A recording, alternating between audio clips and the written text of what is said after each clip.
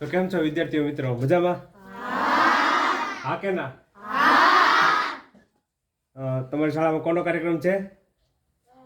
સ્વામી વિવેકાનંદનો. કોનો કાર્યક્રમ છે? ખૂબ સરસ. સૌથી પહેલા તો તમારા આચાર્ય શ્રીનો, પિયુષ સરનો, બરાબર? હું શિક્ષક છું. હા, તમે શિક્ષક છો, સાયન્સ. ભોળાભાઈ બામણીયા કરીને આચાર્ય સાહેબ છે. હા, એટલે બધા આચાર્ય શ્રી, બધા શિક્ષક ગણ બધાનો ખૂબ ખૂબ આભાર કે એણે આ કાર્યક્રમ માટે મંજૂરી આપી. તમને એવું થતું હશે કે તમારી શાળામાં આવો કાર્યક્રમ અમે શું કામ કરીએ છીએ? તો અત્યાર સુધી અમે 145 શાળામાં આ કાર્યક્રમ કરેલો છે. લગભગ અમે 40,000 વિદ્યાર્થીઓ સુધી ગયેલા છીએ અને આ કામ કરીએ છીએ. આ કામ શું કામ કરીએ છીએ? તો વિદ્યાર્થી જીવનમાં જે મુશ્કેલી આવતી હોય, વિદ્યાર્થીઓને જેવી જેવી મુશ્કેલી પડતી હોય તેમાંથી રસ્તો કઈ રીતે કાઢવો, બરાબર, એની માહિતી માટેનો સ્પેશિયલ કાર્યક્રમ છે કે અભ્યાસમાં ફટાફટ પ્રગતિ કઈ રીતે કરી શકાય, ભણવામાં કઈ રીતે પ્રગતિ કરી શકાય, બરાબર, એની માટેનો કાર્યક્રમ છે.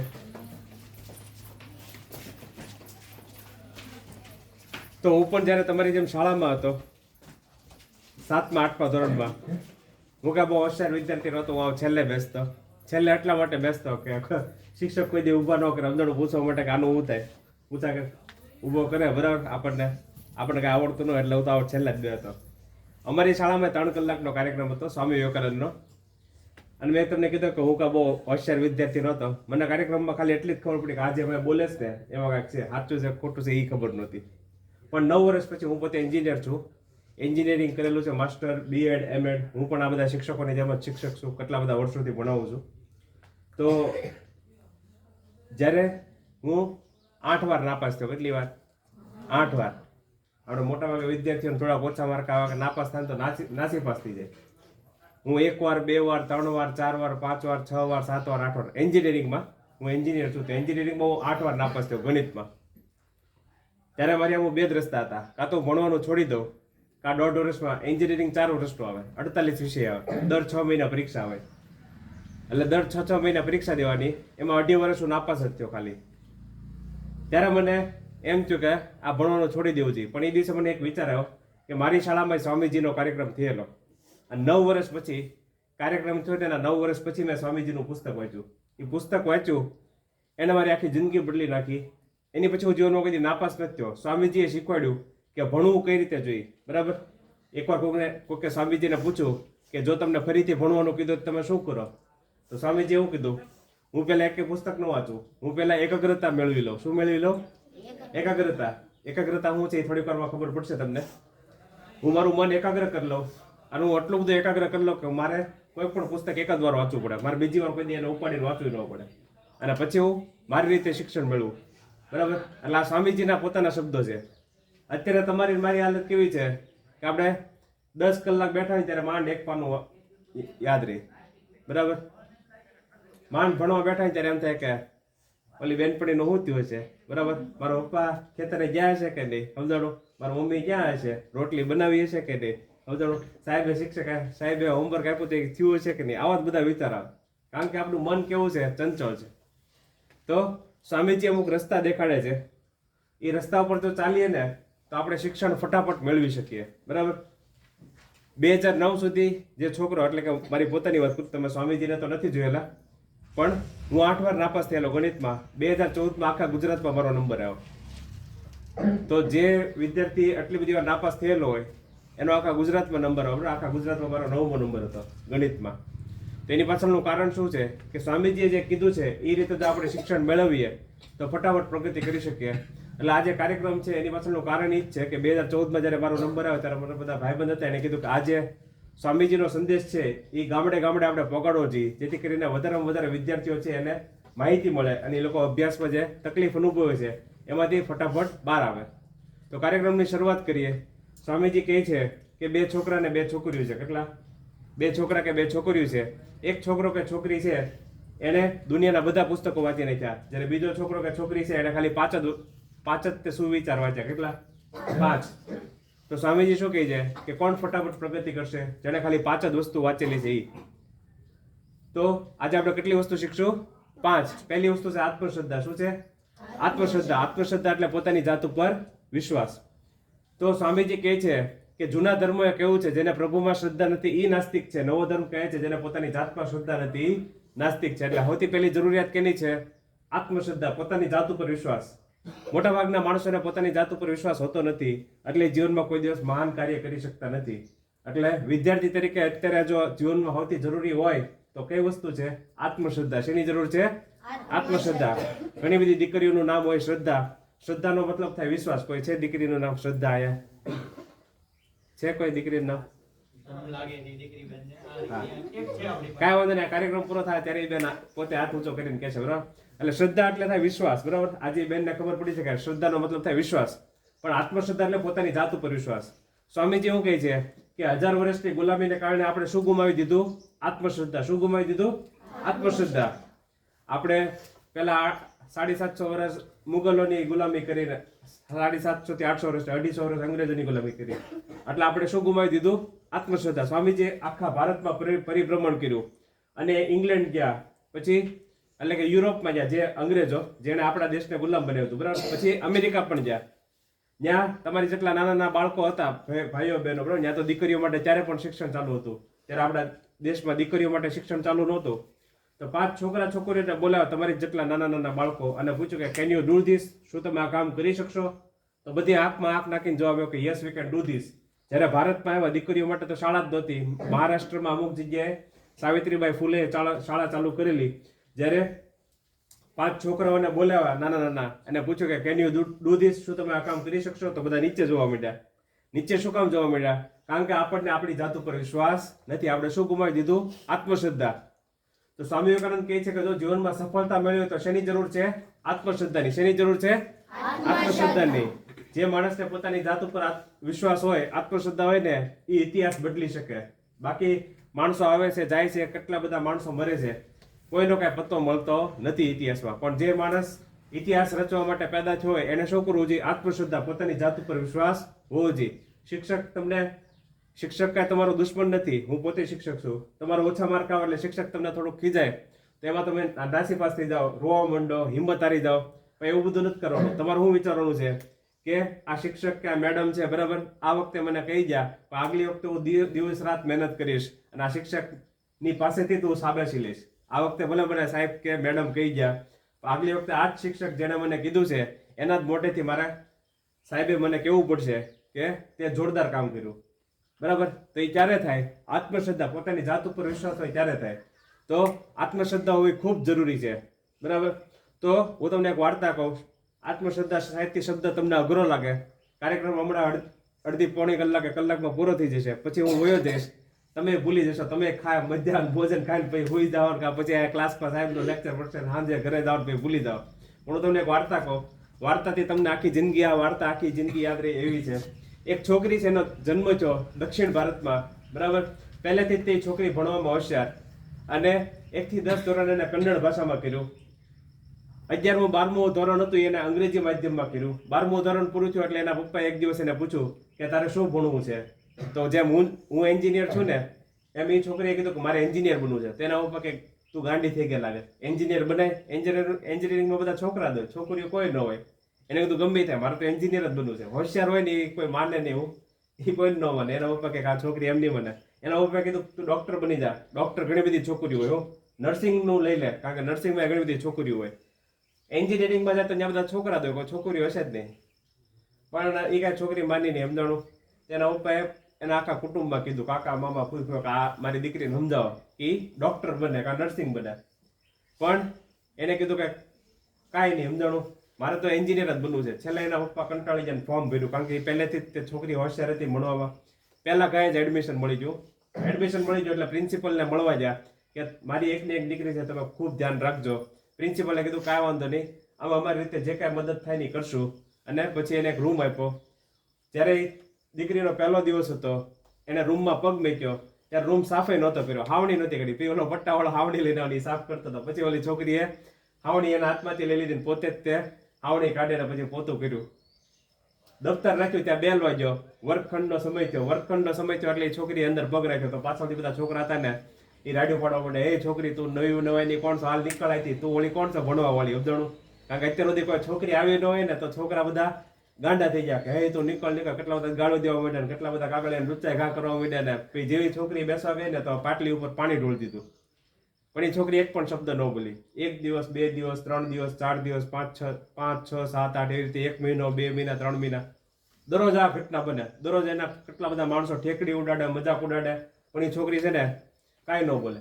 1 વર્ષ પસાર થયું. 1 વર્ષ એને સહન જ કર્યું, ખાલી કાંઈ ન બોલી એ છોકરી. 1 વર્ષ પસાર થયું અને જ્યારે પરિણામ આવ્યું ત્યારે આખી યુનિવર્સિટીમાં, કોલેજમાં નહીં, તમારે કેમ એક સ્કૂલ છે પણ સ્કૂલમાં તે CRC BRC cluster resource centre સમજાણું અને બ્લોક રિસોર્સ સેન્ટર, એમાં કેટલી બધી શાળા હોય. આ તો તમારી એક શાળા હતી, એવી કેટલી બધી શાળા ભેગી થાય ને એમાં એ છોકરીનો પહેલો નંબર આવે.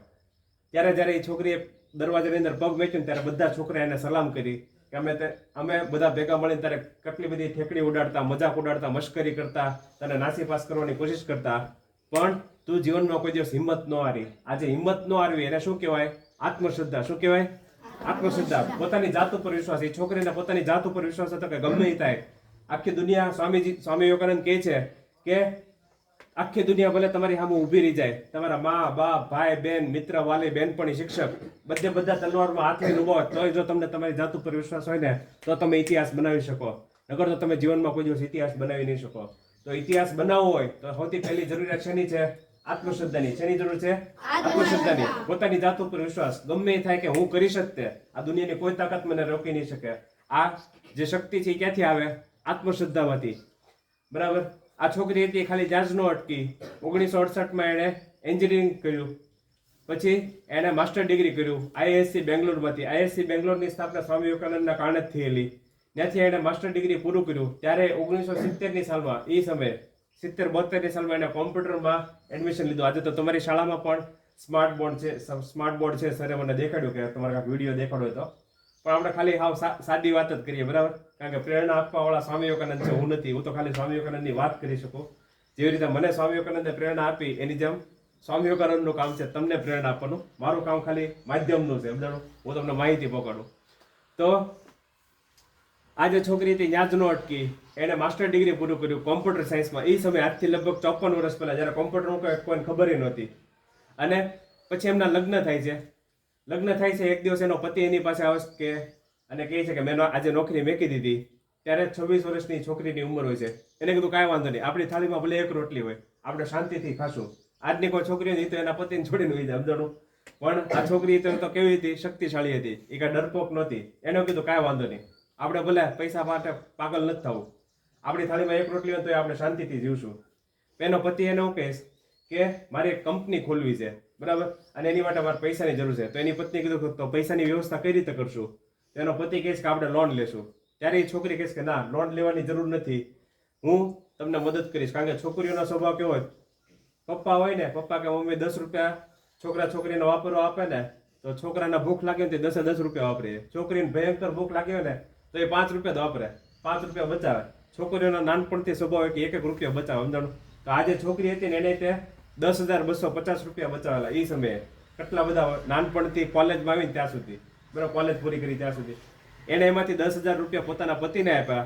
એમાંથી કંપની ચાલુ થઈને આજે એ કંપની દુનિયાના 70થી વધારે દેશોમાં 3,80,000 માણસો કામ કરે છે. કેટલા? 3,80,000. એમાંથી ભારતની અંદર 2,80,000 માણસો કામ કરે છે. ઘણા બધા એને પૂછે કે તમે દુનિયાનું સૌથી મોટામાં મોટું યોગદાન આપેલું છે, એમ કે તમે તમારા પતિને મદદ કરી. ઘણા બધા એમ કે તમારે તમારા પતિને મદદ નહોતી કરવી જોઈએ. કેટલા બધા એમ કે તમે તમારા પતિને હું કામ મદદ કરી? ત્યારે એ જે બેન છે એને બહુ મસ્ત જવાબ આપ્યો કે મારો પતિ છે દારૂડિયો નથી, મારો પતિ છે જુગારી નથી, મારો પતિ છે દિવસ રાત મહેનત કરે છે, એનાથી ઈમાનદાર માણસ મેં મારી જિંદગીમાં જોયો નથી, એટલે મેં મારા પતિને મદદ કરી. અને એ જે સૌથી મોટામાં મોટું યોગદાન હતું, આજે એને કારણે દુનિયામાં કેટલા બધા માણસોના ઘરે રોટલી છે, એટલે કે કેટલા બધા માણસોને નોકરી મળી છે. ખાલી એટલું જ નહીં, પણ જ્યારે એને પહેલી વાર નોકરી મળેલી ટેલ્કોની અંદર, ત્યારે ત્યાં બહેનો માટે વોશરૂમની સુવિધા નહીં, ટોયલેટની સુવિધા નહીં, પીવાના પાણીની સુવિધા નહીં, પેન્ટ્રીની સુવિધા નહીં અને રેસ્ટરૂમની સુવિધા નહીં. તો એ બેને પત્ર લખ્યો એના માલિકને. ત્યારે ટેલ્કોની અંદર 95 કંપની હતી. કેટલી? 95. એક નહીં, 95. એના માલિકને પત્ર લખ્યો કે તમે મને નોકરી તો આપી છે, પણ બહેનો માટે કાંઈ સુવિધા નથી, પીવાના પાણીની સુવિધા નથી, ટોયલેટની સુવિધા નથી. તો બીજી કોઈક છોકરી હોય ને એવું કે આપણે કાંઈ પત્ર નથી લખો, હું પત્ર લખી મને નોકરીમાં કાઢી નાખશે. પણ આ બેને એવું કાંઈ ન વિચાર્યું. એણે સીધો પત્ર લખી નાખ્યો. આમેથી એના માલિકે માફી પત્ર લખ્યો. એના માલિકે કીધું કે મને માફ કરી દેજો, અમારી ભૂલ થઈ ગઈ, અમે તમને નોકરીએ તો રાખ્યા પણ તમારી માટે કાંઈ વ્યવસ્થા ન કરી. પછી એ જે કંપની હતી અત્યારે એનું નામ ટાટા મોટર્સ છે, બરાબર. તો ટાટાની ગાડી તમે જ્યાં જો તો એનું જૂનું નામ ટેલ્કો હતું, બરાબર. ટાટા એન્જિન એન્ડ લોકોમોટિવ્સ એવું કંઈક નામ હતું. તો ટાટા મોટર્સ છે એના માલિક, બરાબર, ત્યારે તો JRD ટાટા હતા. એણે માફી પત્ર લખ્યું એ બેનને કે મને માફ કરી દેજો કે અમારાથી બહુ મોટી ભૂલ થઈ છે, અમે તમને નોકરી રાખ્યા પણ તમારી માટે કાંઈ સુવિધા નથી કરી. પછી આખા ભારત દેશમાં જ્યાં જ્યાં એના પ્લાન્ટ હતા ત્યાં બહેનો માટે સુવિધા ઊભી કરી, બરાબર. પીવાના પાણીની સુવિધા, ટોયલેટની સુવિધા, પેન્ટ્રી એટલે કે ચા પાણીની વ્યવસ્થા, પછી રેસ્ટરૂમ એટલે બહેનોને ઘડીક આરામ કરવો હોય તો ત્યાં આરામ કરી શકે. આ તો હજી શરૂઆત હતી. લગ્ન થયા પછી એને યોગદાન આપ્યું પોતાના પતિને, એમાંથી કંપનીની શરૂઆત થઈ. 1996 ની અંદર આજથી લગભગ 28 વર્ષ પહેલા એક ફાઉન્ડેશનની સ્થાપના કરી. એનું નામ ઇન્ફોસિસ ફાઉન્ડેશન. આજે બેનની હું વાત કરું છું એનું નામ છે સુધા મૂર્તિ. અત્યારે તો એ બેન દાદી થઈ ગયા, 74 વર્ષના. 1950 થી 74 ગણો એટલે 2024 થઈ જાય. તો 1996 ની અંદર એ બેને ઇન્ફોસિસ ફાઉન્ડેશનની સ્થાપના કરી અને છેલ્લા 28 વર્ષોની અંદર ભારત દેશની અંદર 16 થી વધારે મોટી આપત્તિ હોય, પૂર આવ્યો, ભૂકંપ આવ્યો હોય, શાળા પડી ગયો, મકાન ન હોય, બરાબર. ત્યાર પછી માની લો કે આ તમારા ટાંકો અત્યારે બને છે, બરાબર, પીવાના પાણીનો ટાંકો. તો આવું કાંઈક વ્યવસ્થા ન હોય, બહેનો માટે ટોયલેટની સુવિધા ન હોય, પીવાના પાણીની સુવિધા ન હોય, તો એ બધી જગ્યાએ મદદ કરે. બ્લેકબોર્ડ ન હોય, બરાબર, ક્લાસરૂમ ન હોય, તો એ બધી જગ્યાએ મદદ કરે. જ્યાં કાં પણ આપણા દેશમાં આપત્તિ આવતા સૌથી પહેલું જે ફાઉન્ડેશન સૌથી પહેલા પગતું હોય તો ઇન્ફોસિસ ફાઉન્ડેશન છે. એટલા માટે ભારત સરકારે એમને 2006ની સાલમાં પદ્મશ્રીનો એવોર્ડ આપ્યો. 2023ની સાલમાં ગયા વર્ષે જાન્યુઆરી મહિનામાં પદ્મભૂષણનો એવોર્ડ આપ્યો. તમે બધા ખોખો કબડ્ડી રમો છો ને? ખોખો કબડ્ડી રમો, બરાબર, સારું યોગદાન આપો, પહેલો નંબર આવે, પહેલો બીજો ત્રીજો, તો તમને ઇનામ મળે કે નહીં? હા કે ના? એની જેમ ભારત દેશમાં જો તમે સારું કામ કરો ને તો ભારત સરકારે તમને એવોર્ડ આપે. ખાલી એટલું જ નહીં, પણ મેં તમને કીધું કે આ જે છોકરી હતી એ 1 થી 10 ધોરણ કઈ ભાષામાં ભણી હતી? કઈ ભાષામાં ભણી હતી? કારણ કે આપણે ગુજરાત રાજ્યમાં છે, આપણી માતૃભાષા ગુજરાતી છે. તો એ બેન કર્ણાટકમાં, તો કર્ણાટકની માતૃભાષા કન્નડ છે. કઈ છે? કન્નડ. એને સૌથી પહેલો પ્રેમ કઈ ભાષા પ્રત્યે હતો? કન્નડ ભાષા પ્રત્યે. એટલે એને 30 જેટલા પુસ્તકો લખ્યા. કેટલા? 30 જેટલા પુસ્તકો લખ્યા. અને એ જે બધા પુસ્તકો લખ્યા એ દુનિયાની મોટાભાગની ભાષાઓમાં છપાયેલા. એમાંથી 16 જેટલા પુસ્તકો તો મેં પોતે વાંચેલા છે. બહેનો દીકરીઓએ ખાસ પુસ્તકો વાંચવા જેવા છે કે એના જીવનમાં કેવી કેવી મુશ્કેલી આવે તો એનો સામનો કઈ રીતે કરવો, બરાબર. તો જીવનમાં જ્યારે પણ સમય મળશે આપણે આ બધા શિક્ષક ગણ બેઠા છે એને વિનંતી કરીએ કે જ્યારે પણ SMCમાં ગ્રાન્ટ આવતી હોય તો સુધા મૂર્તિના પુસ્તકો ખરીદે, જેથી કરીને બહેનો છે. આંગળી ઊંચી કરાવો. કેટલા પુસ્તકો છે સુધા મૂર્તિ પાસે? સુધા મૂર્તિના પુસ્તકો હમણાં 2-3 દિવસ પહેલા હું લાવ્યો હતો. કોની પાસે પુસ્તકો પડ્યા છે? આંગળી ઊંચી કરો. ખૂબ સરસ. એટલે ખૂબ સરસ. જો તમારા સાહેબ છે બહુ એક્ટિવ છે. આમ તો સાહેબ સરનું નામ મને કોણે કીધું હતું? આપણે કોળિયાક શાળા છે, પછી આતપ શાળા છે ને, સરનું નામ મને 2-3 શાળામાંથી કીધું કે પિયુષ સર છે ને એનું કામ બહુ જોરદાર છે, તમે એકવાર સાહેબને મળી આવો.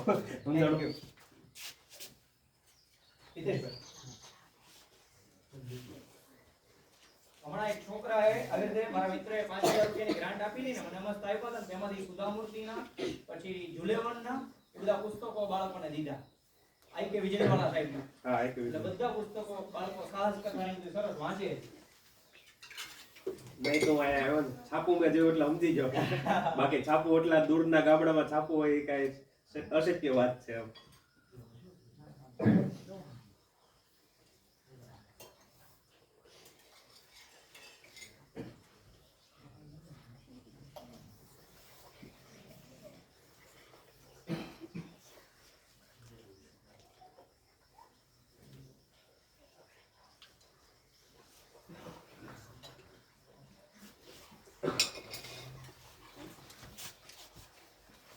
તો તમારી પાસે સુધા મૂર્તિના પુસ્તકો છે જ તે સરે તમારી માટે બધી આમ તો છાપાની વ્યવસ્થા કરેલી છે. 2-3 શાળા છે ને એના નામ સરે મને કીધેલા ત્યાંથી, તેમાંથી તમારી એક શાળાનું નામ કીધેલું. સરે કીધેલું કે શાળા નાની છે પણ કામ આ લોકો બહુ મોટું કરે, સમજાણું? એટલે તમારે એકવાર તો આ શાળામાં જવું જ જોઈએ. એટલે ખાસ તમે કાલે સરને ફોન કરીને સરે તરત જ હા પાડી દીધી. તો સુધા મૂર્તિના ઘણા બધા પુસ્તકો છે. એમાંથી બહેનોએ 2-3 પુસ્તકો ખાસ વાંચવા જોઈએ. એક તો મહાશ્વેતા છે, એક ડોલર વહુ છે. એમાં દેખાડેલું છે કે માણસો જ્યારે પૈસા માટે પાગલ થઈ જાય ને ત્યારે કેવા કેવા ગાંડા કાઢે, સમજાણું. અને એમાં પછી સ્ત્રીઓની અંદર કેવી કેવી માથાકૂટ ઊભી થાય. એટલે બહુ વધારે પૈસા પાછળ પાગલ ન થવું. આપણા દેશમાં શું છે કે બધાને વિદેશ જવા માટે એટલા બધા પાગલ થઈ ગયા છે ડોલર માટે, અમેરિકા માટે. પણ સુધા મૂર્તિ લખે છે કે આને કારણે માણસના જીવનમાં કેવી કેવી માથાકૂટ ઊભી થાય. એના કરતાં શાંતિથી જીવો, સમજાણું, સારું જીવન જીવો, એવું કહે છે સુધા મૂર્તિ. તો જ્યારે પણ બહેનોને સમય મળે ત્યારે આ 2-3 પુસ્તકો, આમ તો સર ઘણા બધા પુસ્તકો લાવ્યા છે, એમાંથી જ્યારે સમય મળે ગમે એ પુસ્તક વાંચો, બધા બેસ્ટ જ છે, એક કે ખરાબ નથી. સુધા મૂર્તિ શી ઇઝ એજ્યુકેશનિસ્ટ, એ પોતે શિક્ષક છે. અત્યારે 74 વર્ષની ઉંમરે એ ભણાવે છે, મફતમાં ભણાવે છે, 1 રૂપિયા લેતા નથી. અને ત્યાં કર્ણાટકની અંદર જે યુનિવર્સિટી છે, બરાબર, એની અંદર એ ભણાવે છે. તો કહેવાનો મતલબ એમ છે કે કોઈ પણ પુસ્તક વાંચો સુધા મૂર્તિનું, એ બેસ્ટ જ છે બહેનો માટે. She has paved the golden road. એમ ગોલ્ડન રોડ એટલે કે સોનેરી રસ્તો તૈયાર કર્યો છે કે જેની ઉપર તમે ચાલીને ઇતિહાસ બદલી શકો. તો આ જે સુધા મૂર્તિ નામના બેન છે, એને જીવનમાં શું કર્યું? એને પોતાની જાત ઉપર વિશ્વાસ હતો. શું હતો? પોતાની જાત ઉપર વિશ્વાસ હતો. એને પોતાની જાત ઉપર વિશ્વાસ હતો એટલે એણે ભારત દેશનો આખો ઇતિહાસ બદલી નાખ્યો. બહેનોને જે કમજોર સમજવામાં આવતા હતા, બહેનો માટે એવું કહેવા માંગતો કે બહેનો કાંઈ ન કરી શકે. સુધા મૂર્તિ એવું દેખાડી દીધું આખી દુનિયાને કે બહેનો બધું જ કરી શકે. You can do anything and everything. Swami Vivekananda કહે છે કે never say no, you can do anything and everything. જીવનમાં કોઈ દિવસ ના ન પાડો. દુનિયાની બધી શક્તિ તમારી પાસે છે, તમે બધું કાંઈ અને સર્વ કાંઈ કરી શકો છો, બરાબર. આ બધી શક્તિ તમારી પાસે છે. તો આ પહેલી વસ્તુ શું થઈ? આત્મશ્રદ્ધા. શું થઈ? આત્મશ્રદ્ધા. બીજી વસ્તુ છે નિર્ભયતા. શું છે? નિર્ભયતા. નિર્ભયતા એટલે જીવનમાં કોઈ પણ બાબતથી ડરવું નહીં, બરાબર. સ્વામીજીનું નાનપણનું નામ છે નરેન્દ્રનાથ દત્ત. તમારે ત્રીજા ધોરણમાં કલ્ચરમાં એક પાઠ આવતો, નાનો નરેન, એવું કઈ આવતું, જે 5મા 6ઠા વાળા છે. 8મા વાળાને તો સાહેબથી નહીં આવતો, પણ પહેલા એ 4થા ધોરણની ચોપડીમાં આવતો નાનો નરેન. અત્યારે 3જા ધોરણની કલ્ચર ચોપડી છે ને એમાં આવે છે. પછી 9મા ધોરણમાં, અત્યારે 8મા વાળાથી આગલા વર્ષે 9મા ધોરણમાં જાય ને ત્યારે ગુજરાતીમાં તમારે એક પાઠ આવે છે, પંગુમ લંગાઈ તે ગિરિમ, બરાબર. તો અમુક પાઠ છે સ્વામી વિવેકાનંદ સાથે જોડાયેલા છે. પહેલા આવું બધું નહોતું, પણ ભારત દેશમાં જ્યારે કરપ્શન વધવા માંડ્યું, બરાબર, ભારત દેશમાં બધા ખોટું કરવા માંડ્યા બધા, ત્યારે ભારત સરકારે વિચાર્યું કે વેલ્યુ એજ્યુકેશન, બરાબર, વેલ્યુ એજ્યુકેશન, મૂલ્યલક્ષી કેળવણી. કારણ કે આપણે આપણા મૂલ્યથી કેવા થતા જઈએ છીએ? આગા થતા જઈએ છીએ. એટલે ભારત સરકારે વિચાર્યું કે વેલ્યુ એજ્યુકેશન આપણે આપવું પડશે. અને વેલ્યુ એજ્યુકેશન આપવા માટે સૌથી શ્રેષ્ઠ વ્યક્તિ કોણ છે? તો સ્વામી વિવેકાનંદ. એટલે ભારત સરકારે CPD નો, બરાબર, કોર્સ આખો લાગુ કરેલો છે કોલેજમાં. પણ શાળા કક્ષાએ આ વર્ષેથી ભગવદ્ ગીતાની બધું ચાલુ થશે, બરાબર. નેશનલ એજ્યુકેશન પોલિસી NEP આવીને એમાં. તો આગલા વર્ષથી જે અત્યારે તમે ભણો છો સાહેબ, આગલા વર્ષે તમે ભગવદ્ ગીતા ભણતા હશો, બરાબર. તો બહુ નામ જન્મનામ અંતે જ્ઞાનવાનમાં પ્રપદ્યતે, એ બધા શ્લોક છે તમારે ભણવામાં આવશે.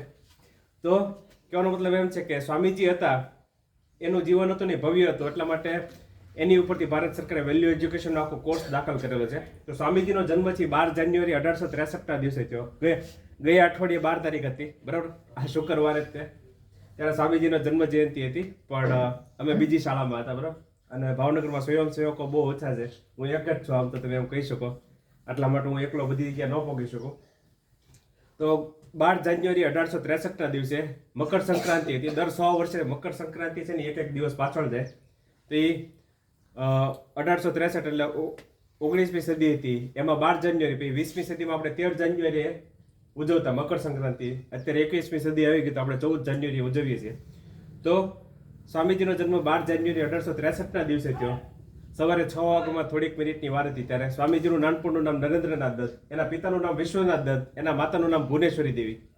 એના માતા હતા એ ભક્તિપરાયણ હતા. એના જીવનમાં કોઈ દિવસ નરેન્દ્રનાથ હતા એને ભૂતની વાર્તા ન કીધેલી. એના જીવનમાં નાનો હતો ને બાળક, બરાબર, નરેન્દ્રનાથ, ત્યારથી એને મહાભારત ને રામાયણની જ વાત કહેતા, બરાબર. વેલ્યુ એજ્યુકેશન કેટલું મોટું કામ કરે છે એ સમજવા જેવી વાત છે. તો એકવાર કેવું થયું કે નરેન્દ્રનાથ હતા ને હિંચકા ખાતા હતા, બરાબર. હિંચકા ખાતા હતા ને તો બાજુમાં એક દાદા હતા. દાદા આવ્યા ને એને કીધું કે નરેન્દ્ર હેઠો ઉતરી જા. નરેન્દ્ર તો તરત હેઠા ઉતરી ગયા, કારણ કે એના મમ્મીએ શીખવાડેલું કે કોઈ પણ મોટી વ્યક્તિ કાંઈક કહે એટલે માનવાનું. હેઠા ઉતરી જઈને એને પૂછ્યું કે કેમ દાદા ઝાડો ઉપર કેમ નહીં ચડવાનું? તો એ દાદા એવું કીધું કે ઝાડા ઉપર ભૂત રહે છે, બ્રહ્મ રાક્ષસ રહે છે, એ તારી ડોક મળી નાખે. હવે નરેન્દ્રે જીવનમાં કોઈ ભૂત વિશે કઈ સાંભળેલું નહીં, સમજાણું. કારણ કે એના મમ્મી તો એને કેની વાર્તા કહેતા? મહાભારત રામાયણની, સમજાણું. એટલે એને નવાઈ લાગી. ભૂત વળી કેવું? એને દાદાને પ્રશ્ન પૂછ્યો, ભૂત ક્યાં રહે છે? એ કેવા કપડાં પહેરે છે, એ શું ખાય છે, બરાબર, મારે એને મળવું છે, બોલાવો. હવે ભૂત તો કઈ હતું જ નહીં, તો ખાલી ડરાવવા જ આવ્યા હતા, સમજાણું. દાદા ડરી જાય, કાને મેં ક્યાં કીધું, સમજાણું. એટલે દાદા ભાગી જાય. દાદા જેવા ભાગી જાય એટલે નરેન્દ્ર પાસે ઝાડવા ઉપર ચડી જાય, હિંચકા ખાવા માંડે, સમજાણું. ત્યારે બધા ભાઈબંધ હતા ને હરીની, એ નરેન્દ્રને રાડ્યું પડી કે એ નરેન્દ્ર હેઠો ઉતરી જાય, ઝાડવા ઉપર ભૂત છે. શું છે? ભૂત છે. એ તારી ડોક મળી રહેશે. ત્યારે નરેન્દ્ર શું કહે છે કે ઝાડવા ઉપર ભૂત ભૂત કઈ રહેતું નથી. હું આ નાનો હતો ત્યારથી આ ઝાડવા ઉપર હિંચકા ખાઉં છું, આજ સુધી મેં કાંઈ જોયું નથી. આ ઘટના ઉપરથી સ્વામીજી કહે છે કે તમને કોઈ કાંક કે બરાબર તમારી ચોપડીમાં લખ્યું એટલે માની ન લો, ચકાસો. સ્વામીજી કહે છે કે તમે 1 ધોરણથી 8 ધોરણ સુધીમાં કેટલા બધા વિષયો ભણી ગયા, કેટલા બધા શિક્ષકોએ તમને કાંઈક શીખવાડ્યું છે, કેટલા બધા કલાકો તમે વર્ગખંડમાં કાઢ્યા, પણ મોટાભાગનું જ્ઞાન તમને ભૂલાઈ જાય. એની પાછળનું કારણ શું છે કે જ્ઞાનની તમે ચકાસણી કરેલી નથી, માહિતીની તમે ચકાસણી ન કરેલી હોય એટલે તમને કોઈ દિવસ જ્ઞાન મળે નહીં. આટલા માટે સ્વામીજી કહે છે કે જો જ્ઞાન ખાલી પુસ્તકમાંથી જ મળતું હોત, બરાબર, તો આ દુનિયાના જેટલા પણ મોટા પુસ્તકાલયો છે બધા ઋષિમુનિ ન હોત. પણ એવું નથી. એની પાછળનું કારણ શું? કારણ કે પુસ્તકમાંથી જ્યારે કાંઈ પણ વસ્તુ વાંચવાની કોશિશ કરો એ માહિતી મળે. શું મળે? માહિતી. તમે અત્યારે જે પરીક્ષા આપો છો 1 થી 8 ધોરણમાં, બરાબર, વાર્ષિક પરીક્ષા આપો, 6 વાર્ષિક પરીક્ષા આપો, 9 વાર્ષિક પરીક્ષા આપો, એ બધી પરીક્ષા શું છે? એ તમારો બુદ્ધિનો આંક માપે, જ્ઞાન નથી માપતા. તમે કોઈ પણ ચોપડી વાંચો એ તમને કેટલું યાદ રહે છે એ તમારે છેલ્લા પરીક્ષામાં લખવાનું હોય. એટલે એ તમારા જ્ઞાનની માપણી નથી. જ્ઞાન તમને ક્યારે મળે? જ્યારે તમે માહિતીની ચકાસણી કરો ત્યારે તમને જ્ઞાન મળે, બરાબર. થોડીક વારમાં વધારે ખબર પડશે. તો સ્વામીજી હતા એને હું કીધું કે કોઈ પણ બાબત માની ન લો, ચકાસો. શું કરો? ચકાસો, બરાબર. ચકાસણી કરશો તો તમને જ્ઞાન આખી જિંદગી યાદ રહેશે. આવ સાદી વાત કહો તો, બરાબર, માની લો કે પિયુષ સર છે, એ સાયન્સના શિક્ષક છે. હું તે મેં 10 વર્ષ મેથ સાયન્સ ભણ્યો, બરાબર. ગણિત વિજ્ઞાનમાં કેટલા બધા પ્રયોગો આવતા હોય, બરાબર. ગણિતની પ્રયોગશાળા હોય, ખાલી ન હોય એવું નથી, પણ એ આખું બહુ કન્સેપ્ટ અલગ છે, કોમ્પ્લેક્સ છે, બરાબર. એટલે નાના 1 થી 8 ધોરણમાં ગણિતની પ્રયોગશાળા નથી આવતી, પણ વિજ્ઞાનની પ્રયોગશાળા હોય છે 1 થી 8માં, બરાબર. તમારી શાળા હજી નાની છે, પણ જ્યાં 500 થી વધારે વિદ્યાર્થીઓ છે ત્યાં આખું કેમેસ્ટ્રી, ફિઝિક્સ, બાયોલોજી 3 ડિપાર્ટમેન્ટ આખા અલગ હોય. તો માની લો કે સર તમને ભણાવે, સર સૌથી શ્રેષ્ઠ શિક્ષક છે, તમને ભણાવતા હોય ને તો આવો ડોબો વિદ્યાર્થી એને આવડી જતું હોય. પણ અમુક વસ્તુ કેવી હોય ખબર? હું પોતે શિક્ષક છું એટલે તમને કહું, અમુક વસ્તુ કેવી હોય કે એ તમને સમજાય જ નહીં. એ તમને ક્યારે સમજાય ખબર? એ જ્યારે તમે પોતે કામ કરો ને ત્યારે સમજાય. સર તમને આ પ્રોજેક્ટ આપે, સર તમને કહે કે ગ્લુકોઝ ઉપર પ્રોજેક્ટ બનાવો, બરાબર. ગ્લુકોઝ તમારા 8મા ધોરણની વિજ્ઞાનની ચોપડીમાં આવે, C6H12O6, બરાબર. તો ગ્લુકોઝ ઉપર પ્રોજેક્ટ આપે, સર તમને કહે કે ગ્લુકોઝના કેટલા ઉપયોગ છે માણસના જીવનમાં, બરાબર. ગ્લુકોઝ ક્યાંથી મેળવી શકાય છે. હવે ગ્લુકોઝ એક નાનો તો ટોપિક જ છે, પણ સર તમને ગોતો કે યુટ્યુબમાંથી ગોતો, ફેસબુકમાંથી ગોતો, જ્યાંથી તમારે ઇન્ટરનેટમાંથી, ગૂગલ ક્રોમમાંથી ગોતો. અત્યાર સુધી તમે ખાલી ચોપડીને જ સત્ય માનતા હતા, પણ તમે જ્યારે તમારી જાતે કોશિશ કરશો ગોતવાની ત્યારે એ વસ્તુ તમને આખી જિંદગી યાદ રહેશે. પછી 10-15 વર્ષ પછી જ્યારે તમે તમારા ભાઈબંધ કે બેનપણીને મળશો ત્યારે કહેશો કે જો પિયુષ સરે મને આ પ્રોજેક્ટ આપ્યો હતો. એની પાછળનું કારણ શું? તમને બીજા બધું ભૂલાઈ ગયું પણ તમને પ્રોજેક્ટ યાદ છે, કારણ કે તમે જાતે મહેનત કરેલી છે. આટલા માટે સ્વામી વિવેકાનંદ કહે છે કે જે વસ્તુની તમે ચકાસણી કરેલી છે ને તમને આખી જિંદગી યાદ રહેશે, બાકી બધું જ્ઞાન તમને ભૂલાઈ જશે. એટલે ચકાસણી કરવી જરૂરી છે, પણ ચકાસણી તમે ક્યારે કરી શકો? જ્યારે તમે નીડર હો જ્યારે તમે નીડર હો ત્યારે. ડરપોક હશો તો તમે જીવનમાં કોઈ દિવસ ચકાસણી નહીં કરી શકો. માની લો કે તમારા વિજ્ઞાનની પાઠ્યપુસ્તકમાં હાઇડ્રોક્લોરિક એસિડ આવે HCl, બરાબર, તો માની નહીં લેવાનું. અહીં તો પ્રયોગશાળા નથી, પણ સ્વામીજી કહે છે કે વિજ્ઞાનની પ્રયોગશાળામાં જવાનું, રકાબીનો ટુકડો લેવાનો, ડ્રોપર લેવાનું, ડ્રોપરથી રકાબી રાખવાનું, દિવાસળીથી આગ લગાડીને જોવાનું એમાંથી કેવો ધુમાડો નીકળે છે. પીળા કલરનો ધુમાડો, સફેદ કલરનો ધુમાડો, બરાબર. આગ થાય છે તો એમાંથી ગરમી ઉત્પન્ન થાય છે, ઠંડી ઉત્પન્ન થાય છે. આ કરશો, બરાબર, ત્યારે તમને જ્ઞાન મળશે, એમના જ્ઞાન મળશે નહીં, બરાબર. તો નિર્ભયતા તમને ચકાસણી કરવા મજબૂર કરે છે. તમે નિર્ભય નહીં હો, બરાબર. માની લો કે અત્યારે સાદું ઉદાહરણ લે, અત્યારે 12:30 વાગ્યા છે, બરાબર. તમે બધા મને જોઈ શકો ને? હું તમને જોઈ શકું છું, પણ હું રાતે 12:30 વાગ્યા તમને બોલાવું, બરાબર. એકદમ કોઈ ન હોય, સમજણું. આ ખાલી ઝાડુ હોય હોય ને તો કે હે ભૂત થયું ભાગો, અડધા બેભાન થઈ જાય, સમજણું. એના ટીંગા ટોળી કરીને દવાખાને લીધા પડે, સમજણું. એની પાછળનું કારણ શું? કારણ કે નાનપણથી જ આપણા મમ્મી પપ્પાએ આટલો બધો ડર નાખી દીધેલો છે, બરાબર, કે ભૂત આવશે, બાગડો આવશે. બાગડો એટલે બાએ ઘડેલો, ભૂત કઈ છે ને બાએ જેને ઘડ્યો એની બાગડો, સમજણું. એ તો ઉજા બાગડો આવશે. બાગડો એટલે તમારી મમ્મી એને રોટલી બનાવીને તમે એના હાડીને છેડો કહેતો, એ માં મને આમ કરી દે, તેમ કરી દે, સમજણું. એટલે માં તમને કે ઉઈતા બાગડો આવશે સમજાણું. એટલે પછી માને કાંક તો કામ કરું ને આખો દી તમને હારે લઈને ફર્યા થોડા કરે સમજાણું. એટલે આ જે ભૂતનો આખો કન્સેપ્ટ છે, આ બધા ભૂતના વિચાર કાઢી નાખો સમજાણું. ભૂતના વિચાર કાઢી નાખશો ત્યારે તમે જીવનમાં ફટાફટ પ્રગતિ કરી શકશો. એટલે જીવનમાં કોઈ દિવસ ડરવાનું નહીં. સ્વામી વિવેકાનંદના જીવનમાં ઘણા બધા ઉદાહરણ છે, પણ આપણી પાસે સમય ઓછો છે. સ્વામીજી જ્યારે અમેરિકામાં ગયા તો અમેરિકામાં સ્વામીજી આવી રીતે ભાષણ આપતા હતા ને ત્યારે સ્વામીજીએ કીધું કે જેને ઈશ્વરના દર્શન કરેલા, ભગવાનને જેને જોયેલા હોય ને એને જીવનમાં કોઈ પણ બાબતથી ડર ન લાગે. તો ત્યાં બધા કાઉબોયઝ ઉભા હતા. કાઉબોયઝ એટલે ભરવાડ, આપણે ગુજરાતીમાં એને ભરવાડ કહીએ, પણ અમેરિકામાં એને કાઉબોયઝ કહેવાય. એ બધા માથે ગોળ ટોપી પહેરે, હાથમાં બંદૂક રાખે, હોલ બોટ પહેરે ને ઘોડા ઉપર ફરે. એ બધા કાઉબોયઝે નક્કી કર્યું કે આપણે સ્વામીજીને આપણા ગામડામાં બોલાવીએ. તમારે કેમ આમ ગામડું છે એની જેમ. સ્વામીજીને પોતાના ગામડામાં બોલાવ્યા અને એ બધા કાઉબોયઝે એવું નક્કી કર્યું કે હાલો સ્વામીજી ઉપર પરીક્ષા કરીએ કે આ માણસ ડરે છે કે નહીં. સ્વામીજીને એક ટીપડું આપી દીધું અને એની ઉપર ઊભા રાખી દીધા અને સ્વામીજીને કીધું કે તમે તમારા ધર્મ વિશે બોલો. સ્વામીજીએ તો પોતાનું વક્તવ્ય ચાલુ કરી દીધું અને બોલવા માંડ્યા. એ બધા કાઉબોયઝ હતા એ સામે દૂર વહી ગયા અને હાથમાં બંદૂક લઈને ગોળીઓ છોડવા માંડ્યા. અંદર અમુક ગોળીઓ કાન પાસેથી પસાર થાય, અમુક માથા ઉપરથી પસાર થાય, હાથ પાસેથી પસાર થાય, પગ પાસેથી પસાર થાય. કલાક સુધી આવી રીતે બધી ગોળીઓ એ લોકો બધી ગોળીઓ ખાલી કરી નાખી સમજાણું. અને આવી રીતે પરીક્ષા કરતા રહ્યા. સ્વામીજીનું જ્યારે ભાષણ પૂરું થયું ત્યારે એ બધા આવ્યા ને તાળીઓ વગાડવા માંડ્યા કે તમે જે બોલો છો એવું તમે કરી શકો છો, તમે સાચે વીર પુરુષ છો, તમે જીવનમાં કોઈ દિવસ ડરતા નથી. એટલે સ્વામીજીની આવી અગ્નિ પરીક્ષા ઘણી બધી વાર થયેલી જે આ જે ફોટો છે સ્વામીજીનો, બરાબર, આ જે ફોટો છે એ ન્યુયોર્કમાં પડાવેલો છે. ત્યાં પડાવેલો છે અમેરિકામાં ન્યુયોર્ક નામનું જગ્યા આવેલી છે. તો ન્યુયોર્ક છે ને ત્યાં પડાવેલો છે.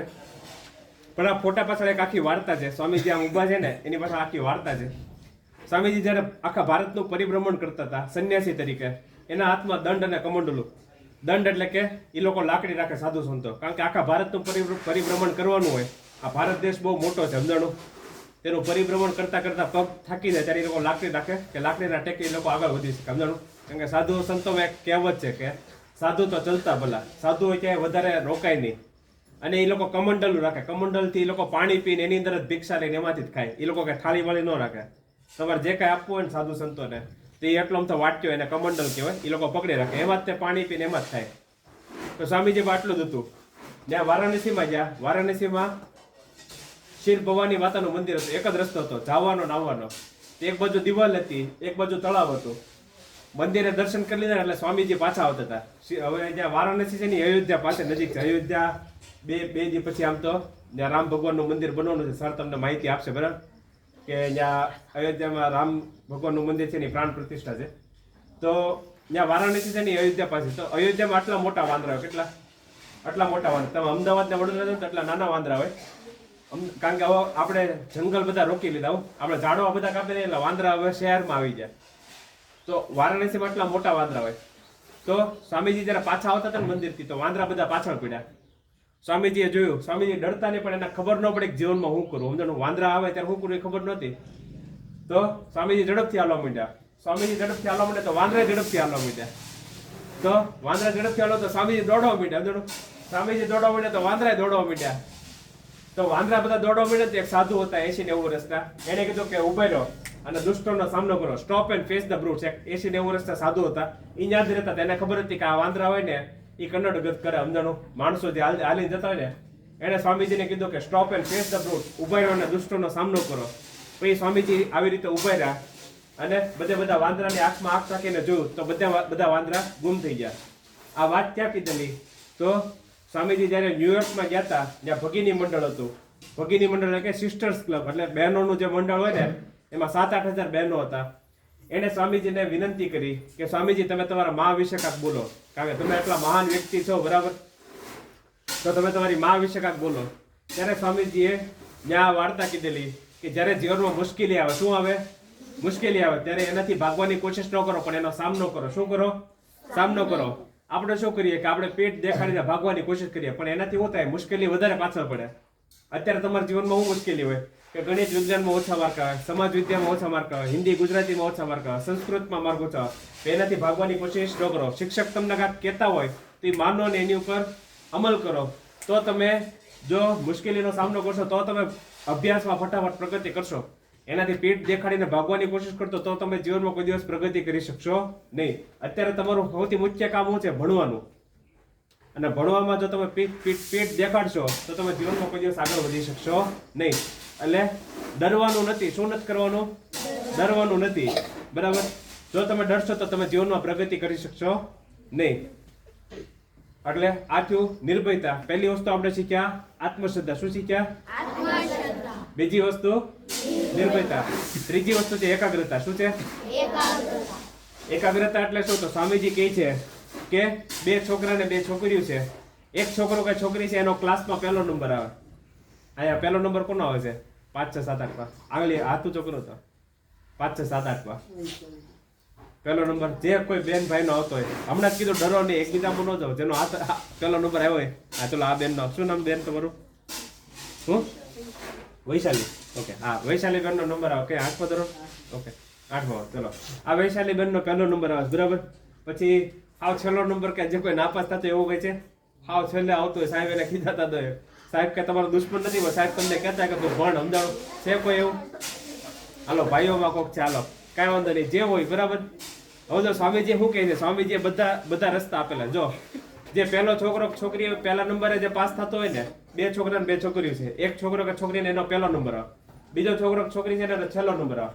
હવે શિક્ષક એક જ છે, ને વિદ્યાર્થી 30 છે. એકનો પહેલો નંબર આવે, એકનો છેલ્લો. ઈવળે કેવું સમજણું? એની પાછળ સ્વામીજી આખું સમજાવે છે. હું જ્યારે નવો શિક્ષક તરીકે લાગ્યો ને, મને આવી બધી કઈ ખબર રહ્યો. હું તો છેલ્લે છોકરો બેઠો હોય ને કાંઈ મસ્તી કરો, સીધો લાફો મળે, એ ખબર નથી પડતી ભણવું જોઈએ. પણ જેમ જેમ સ્વામીજીના પુસ્તકો વાંચ્યા પછી ખબર પડી કે કોઈ વિદ્યાર્થી ભણતો નથી, એને ભણવામાં રસ નથી. એની પાછળનું કારણ છે એકાગ્રતા. શું છે? એકાગ્રતા. એને ભણવામાં રસ નથી લાગતો, એની પાછળનું કારણ છે એકાગ્રતા. તો સ્વામીજી કહે છે કે જે છોકરો કે છોકરીનો પહેલો નંબર આવે છે એની પાસે શું છે? એકાગ્રતા વધારે છે. શું છે? એકાગ્રતા વધારે છે. જે છોકરો કે છોકરી છે એનો છેલ્લો નંબર આવે છે એની પાસે શું છે? એકાગ્રતા ઓછી છે. કેવી છે? ઓછી છે. તો સ્વામીજી કહે છે કે એકાગ્રતા, સ્વામીજી તો ત્યાં સુધી કહે છે કે અમીર માણસ અને ગરીબ માણસ વચ્ચે કેનો ફેર છે? એકાગ્રતા. અમીર માણસ છે એની પાસે એકાગ્રતા વધારે છે, ગરીબ માણસ છે એની પાસે એકાગ્રતા ઓછી છે. સફળ વ્યક્તિ છે એની પાસે એકાગ્રતા વધારે છે, નિષ્ફળ વ્યક્તિ છે એની પાસે એકાગ્રતા ઓછી છે. તો એકાગ્રતા વધારવી કઈ રીતે? બરાબર? આ આપણને એવો પ્રશ્ન થવો જોઈએ કે જે આ વૈશાલી બેન છે એની જેટલી એકાગ્રતા વધે કઈ રીતે? તો સ્વામીજી એક રસ્તો દેખાડે છે જેનાથી એકાગ્રતા વધી શકે. તો તમે બધા તૈયાર? હા કે ના? આપણે પ્રયોગ કરીએ, 3 પ્રયોગ કરીએ. બરાબર? તૈયાર ને? તો ટટ્ટાર બેસો હાલો બધા. તમારો હાથ છે ને અહીંયા રાખો, તમારો હાથ છે અહીંયા રાખો, જમણો હાથ નાક આગળ. તમારું ડાબુ નાક આ બાજુ છે. ડાબા નાકમાંથી કેટલા બહેનો ભાઈઓને શ્વાસ આવે છે કહેવાનું. બરાબર? તમારું ડાબુ નાક છે આ બાજુ છે, તમારો ચહેરો આ બાજુ છે, એટલે તમારા ડાબા નાકમાંથી કેટલા બહેનો ભાઈઓને શ્વાસ આવે છે નહીં કહેવાનું છે. બરાબર? કોઈને આવે છે ડાબા નાકમાંથી શ્વાસ? ખૂબ સરસ. હાલો હાથ હેઠે રાખો. આજે તમને પહેલી વાર ખબર પડી છે કે ડાબા નાકમાંથી ક્યારેક શ્વાસ આવે, જમણા નાકમાંથી શ્વાસ આવે. નકર તો આજે તમને એમ જ લાગતું છે કે આપણે તો શ્વાસ લઈએ છીએ જીવીએ છીએ. સમજાણું? એવું નથી. આપણું શરીર એક પ્રયોગશાળા છે. જો સ્વામીજી કહે છે કે જો આપણને આપણા શરીરનો સાચો ઉપયોગ કરતા આવડે ને તોય આપણે ઇતિહાસ બનાવી શકીએ. મોટા ભાગના માણસોને ખબર જ નથી કે પોતાના શરીરનો ઉપયોગ કઈ રીતે કરવો. એટલા માટે એ લોકો આવો પ્રાણી જેવું જીવન જીવતો આવે ને વયા જાય. આ દુનિયામાં એ લોકો મહાન કાર્ય ન કરી શકે. પણ સ્વામીજી કહે છે કે જો મહાન કાર્ય કરવું હોય તો પોતાનું શરીર કઈ રીતે કામ કરે છે એ ખબર હોવી જોઈએ. ફરીથી આપણે બીજો પ્રયોગ કરીએ. ટટ્ટાર બેસો બધા. અહીંયા હાથ રાખો. તમારું જમણું નાક આ બાજુ છે, તમારો ચહેરો આ બાજુ છે, એટલે જમણું નાક. જમણા નાકમાંથી કેટલા બહેનો ભાઈઓને શ્વાસ આવે છે? બરાબર? જમણા નાકમાંથી કોઈ બહેનો ભાઈઓને શ્વાસ આવે છે? હાથ ઊંચો કરો. કોઈ નહીં? 4 5 બધા હજી એકબીજા મુજબ. હમણાં જ મેં કીધું નિર્ભયતા, ડરો નહીં. તો એકબીજા મુજબ કે હાથ ઊંચો કરે તો હું હાથ ઊંચો કરું. હા ખૂબ સરસ. હાલો હાથ હેઠે રાખો. આ બીજો પ્રયોગ પૂરો. બરાબર? પહેલો પ્રયોગ તમારું ડાબુ નાક, બીજો પ્રયોગ તમારું જમણું નાક. ફરીથી અહીંયા હાથ રાખો. હાલો ત્રીજો પ્રયોગ. બંને નાકમાંથી કેટલા બહેનો ભાઈઓને શ્વાસ આવે છે? બંને નાકમાંથી ઘણા બધાને. ખૂબ સરસ. હાલો હા પાછળ નથી જવાનું. સમજાણો? હમણાં જ કીધું ડરો ને એકબીજામાં ન જાઓ. સમજાણો? તમારા જે તમને ખબર હોય. બરાબર? હવે કાંઈ વાંધો નહીં. જો સ્વામીજી બધું સમજાવે છે કે જ્યારે ડાબા નાકમાંથી શ્વાસ આવતો હોય ત્યારે આપણું શરીર શું હોય? થાકી ગયું હોય. કોઈ હાથ ઊંચો નતો કર્યો એટલે બધાનું શરીર કેવું છે? શક્તિશાળી છે. કેવું છે? શક્તિશાળી છે. કોઈનું શરીર થાકી નથી ગયું. પોદલો જોઈ લો છો? પોદલો, પોદલામાં પગ પડે તો શું થાય? બગડે ને? કે પગમાં સોના ચાંદી ચોટી જાય? બોલો, પગ બગડે ને? લાફો મારો શું થાય? હાથ બગડે ને? પણ આ જે દિવાલ છે એને હું લાફો મારો શું થાય? ભાગે ને? તો આપણે કેવા બનવાનું? પોદલા જેવા કે શક્તિશાળી? બરાબર, લોખંડની જેવા મજબૂત બનવાનું. એટલે સ્વામીજી શું કહે છે કે આપણને શેની જરૂર છે? લોખંડી માંસપેશીઓ અને પોલાદિક જ્ઞાનતંતુની. બરાબર, આપણે આમ મૃત્યુ ઉભો હોય તો થરથર ધ્રુજવાનું નથી. સ્વામીજી કહે કે આપણે મૃત્યુનો પણ સામનો કરી શકીએ, આટલી પ્રચંડ શક્તિ ઉત્પન્ન કરવાની છે અને આપણે કરી જ શકીએ. સ્વામીજી તમને બધાને શું કહે છે? સ્વામીજી તમને બધાને કહે છે કે અમૃતસ્ય પુત્ર. શું કહે છે? અમૃતસ્ય પુત્ર એટલે કે તમે અમૃતના સંતાન છો, અક્ષય સુખના અધિકારી છો, દિવ્ય છો, નિત્ય છો, ધન્ય છો, શ્રેષ્ઠ છો. તમારથી શ્રેષ્ઠ આ દુનિયામાં બીજું કોઈ છે જ નહીં. સ્વામીજી કહે છે કે દિવસ રાત આવું વિચારો ને તો મહાન કાર્ય થઈ શકે. નબળા વિચારો નથી કરવાના. સમજાણું? એટલે સ્વામીજી તમને બધાને અમૃતના સંતાનો છે એવું કહે છે, અમૃતસ્ય પુત્ર. તો સ્વામીજી કહે છે કે જ્યારે ડાબા નાકમાંથી શ્વાસ આવતો હોય ત્યારે તમારું શરીર થાકી ગયું હોય. હવે તમારામાંથી કોઈને ડાબા નાકમાંથી શ્વાસ નથી આવતો, એનો મતલબ એમ છે કે તમે બધા રાતે વહેલા સુઈ જાઓ છો, સવારે વહેલા જાગી જાઓ છો, તમારી ઊંઘ પૂરી થાય છે અને તમને કોઈને અત્યારે ભૂખ નથી લાગી. કારણ કે ડાબા નાકમાંથી બે સમયે શ્વાસ આવે. એક તો તમારું શરીર થાકી ગયું હોય, કાં પછી તમને ભયંકર ભૂખ લાગી હોય. ભયંકર ભૂખ લાગે ત્યારે ડાબા નાકમાંથી શ્વાસ આવે. કારણ કે તમારા 8મા ધોરણમાં પાઠ આવે છે, બરાબર, બુઝો ને પહેલીનો. તો 8મા ધોરણમાં જ્યારે બુઝો હોય દોડીને એના દાદાને રેલવે સ્ટેશન લેવા જાય છે, પછી હાંફી જાય છે. એને એમ થાય કે હું હાંફી હું કામ ગયો? ત્યારે એ આખો પરસેવો થઈ જાય. પછી એને ખબર પડે કે આપણા શરીરમાં જે શક્તિ હોય કયા સ્વરૂપમાં હોય? ખાંડના સ્વરૂપમાં, ગ્લુકોઝ, C6H12O6. આપણે જ્યારે શ્વાસોશ્વાસની ક્રિયા કરીએ ત્યારે એ શું કરે? ખાંડને તોડી નાખે છે, એમાંથી શક્તિ અને ગરમી ઉત્પન્ન કરે. તો જ્યારે તમને ભયંકર એક વાગશે ને, એક હવા એક વાગશે એટલે તમારા ડાબા નાકમાંથી જેને ભયંકર ભૂખ લાગી છે ને એના ડાબા નાકમાંથી શ્વાસ આવશે. શું કામ? કારણ કે એના શરીરમાં જે ખાંડ છે ખાલી થઈ ગઈ છે. સમજાણો? એટલે મધ્યપ્રદેશ એટલે તમારું પેટ હશે ને સિગ્નલ આપશે માઇન્ડને કે ભૂખ લાગી તો કાંઈક ખાવાનું વિચારો. સમજાણું? એટલે તમને ખાવાનો વિચાર આવે તો એનું પહેલું કારણ છે કે તમારા પેટમાં છે ને ગુડબુડ બોલવા માંડ્યો. સમજાણું? તો ડાબા નાકમાંથી કોઈ બહેનો ભાઈને શ્વાસ નથી આવતો, એનો મતલબ એમ છે કે તમારું શરીર અત્યારે કેવું છે? શક્તિશાળી. આ થઈ ગયું પહેલી વસ્તુ. બીજી વસ્તુ, જ્યારે જમણા નાકમાંથી શ્વાસ આવતો, બરાબર, આપણે બીજો પ્રયોગ કર્યો. તમારું જમણું નાક આ બાજુ છે.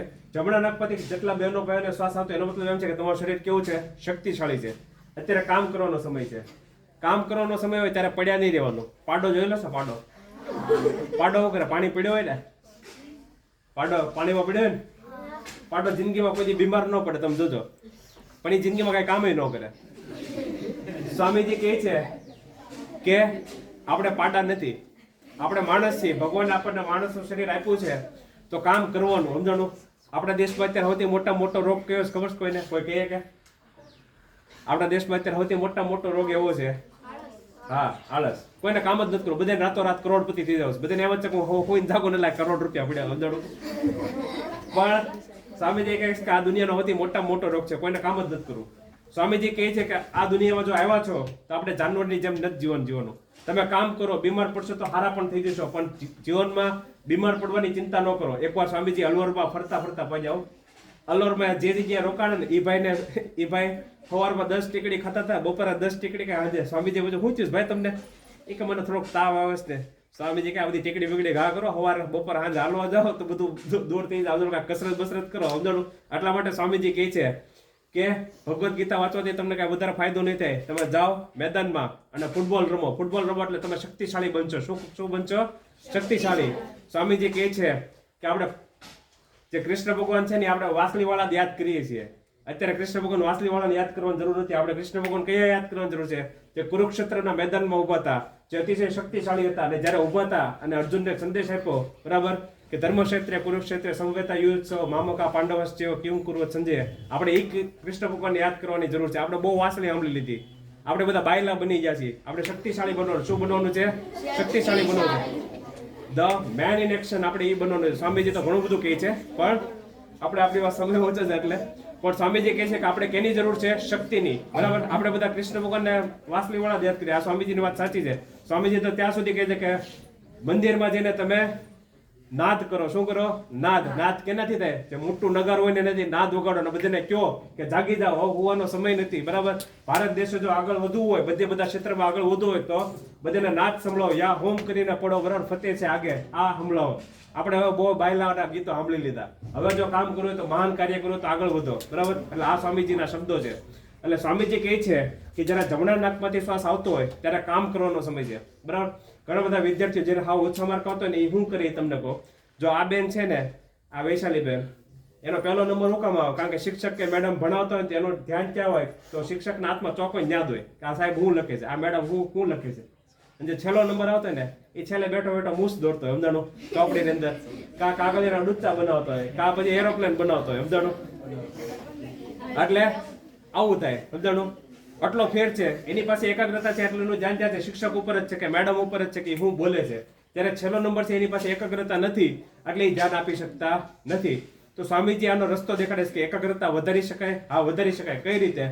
તો આપણે ત્રીજો પ્રયોગ કર્યો ને, તો જ્યારે જમણા નાકમાંથી શ્વાસ આવતો હોય ત્યારે જ્યારે તમારું શરીર શક્તિશાળી હોય ત્યારે કામ કરવાનો સમય છે.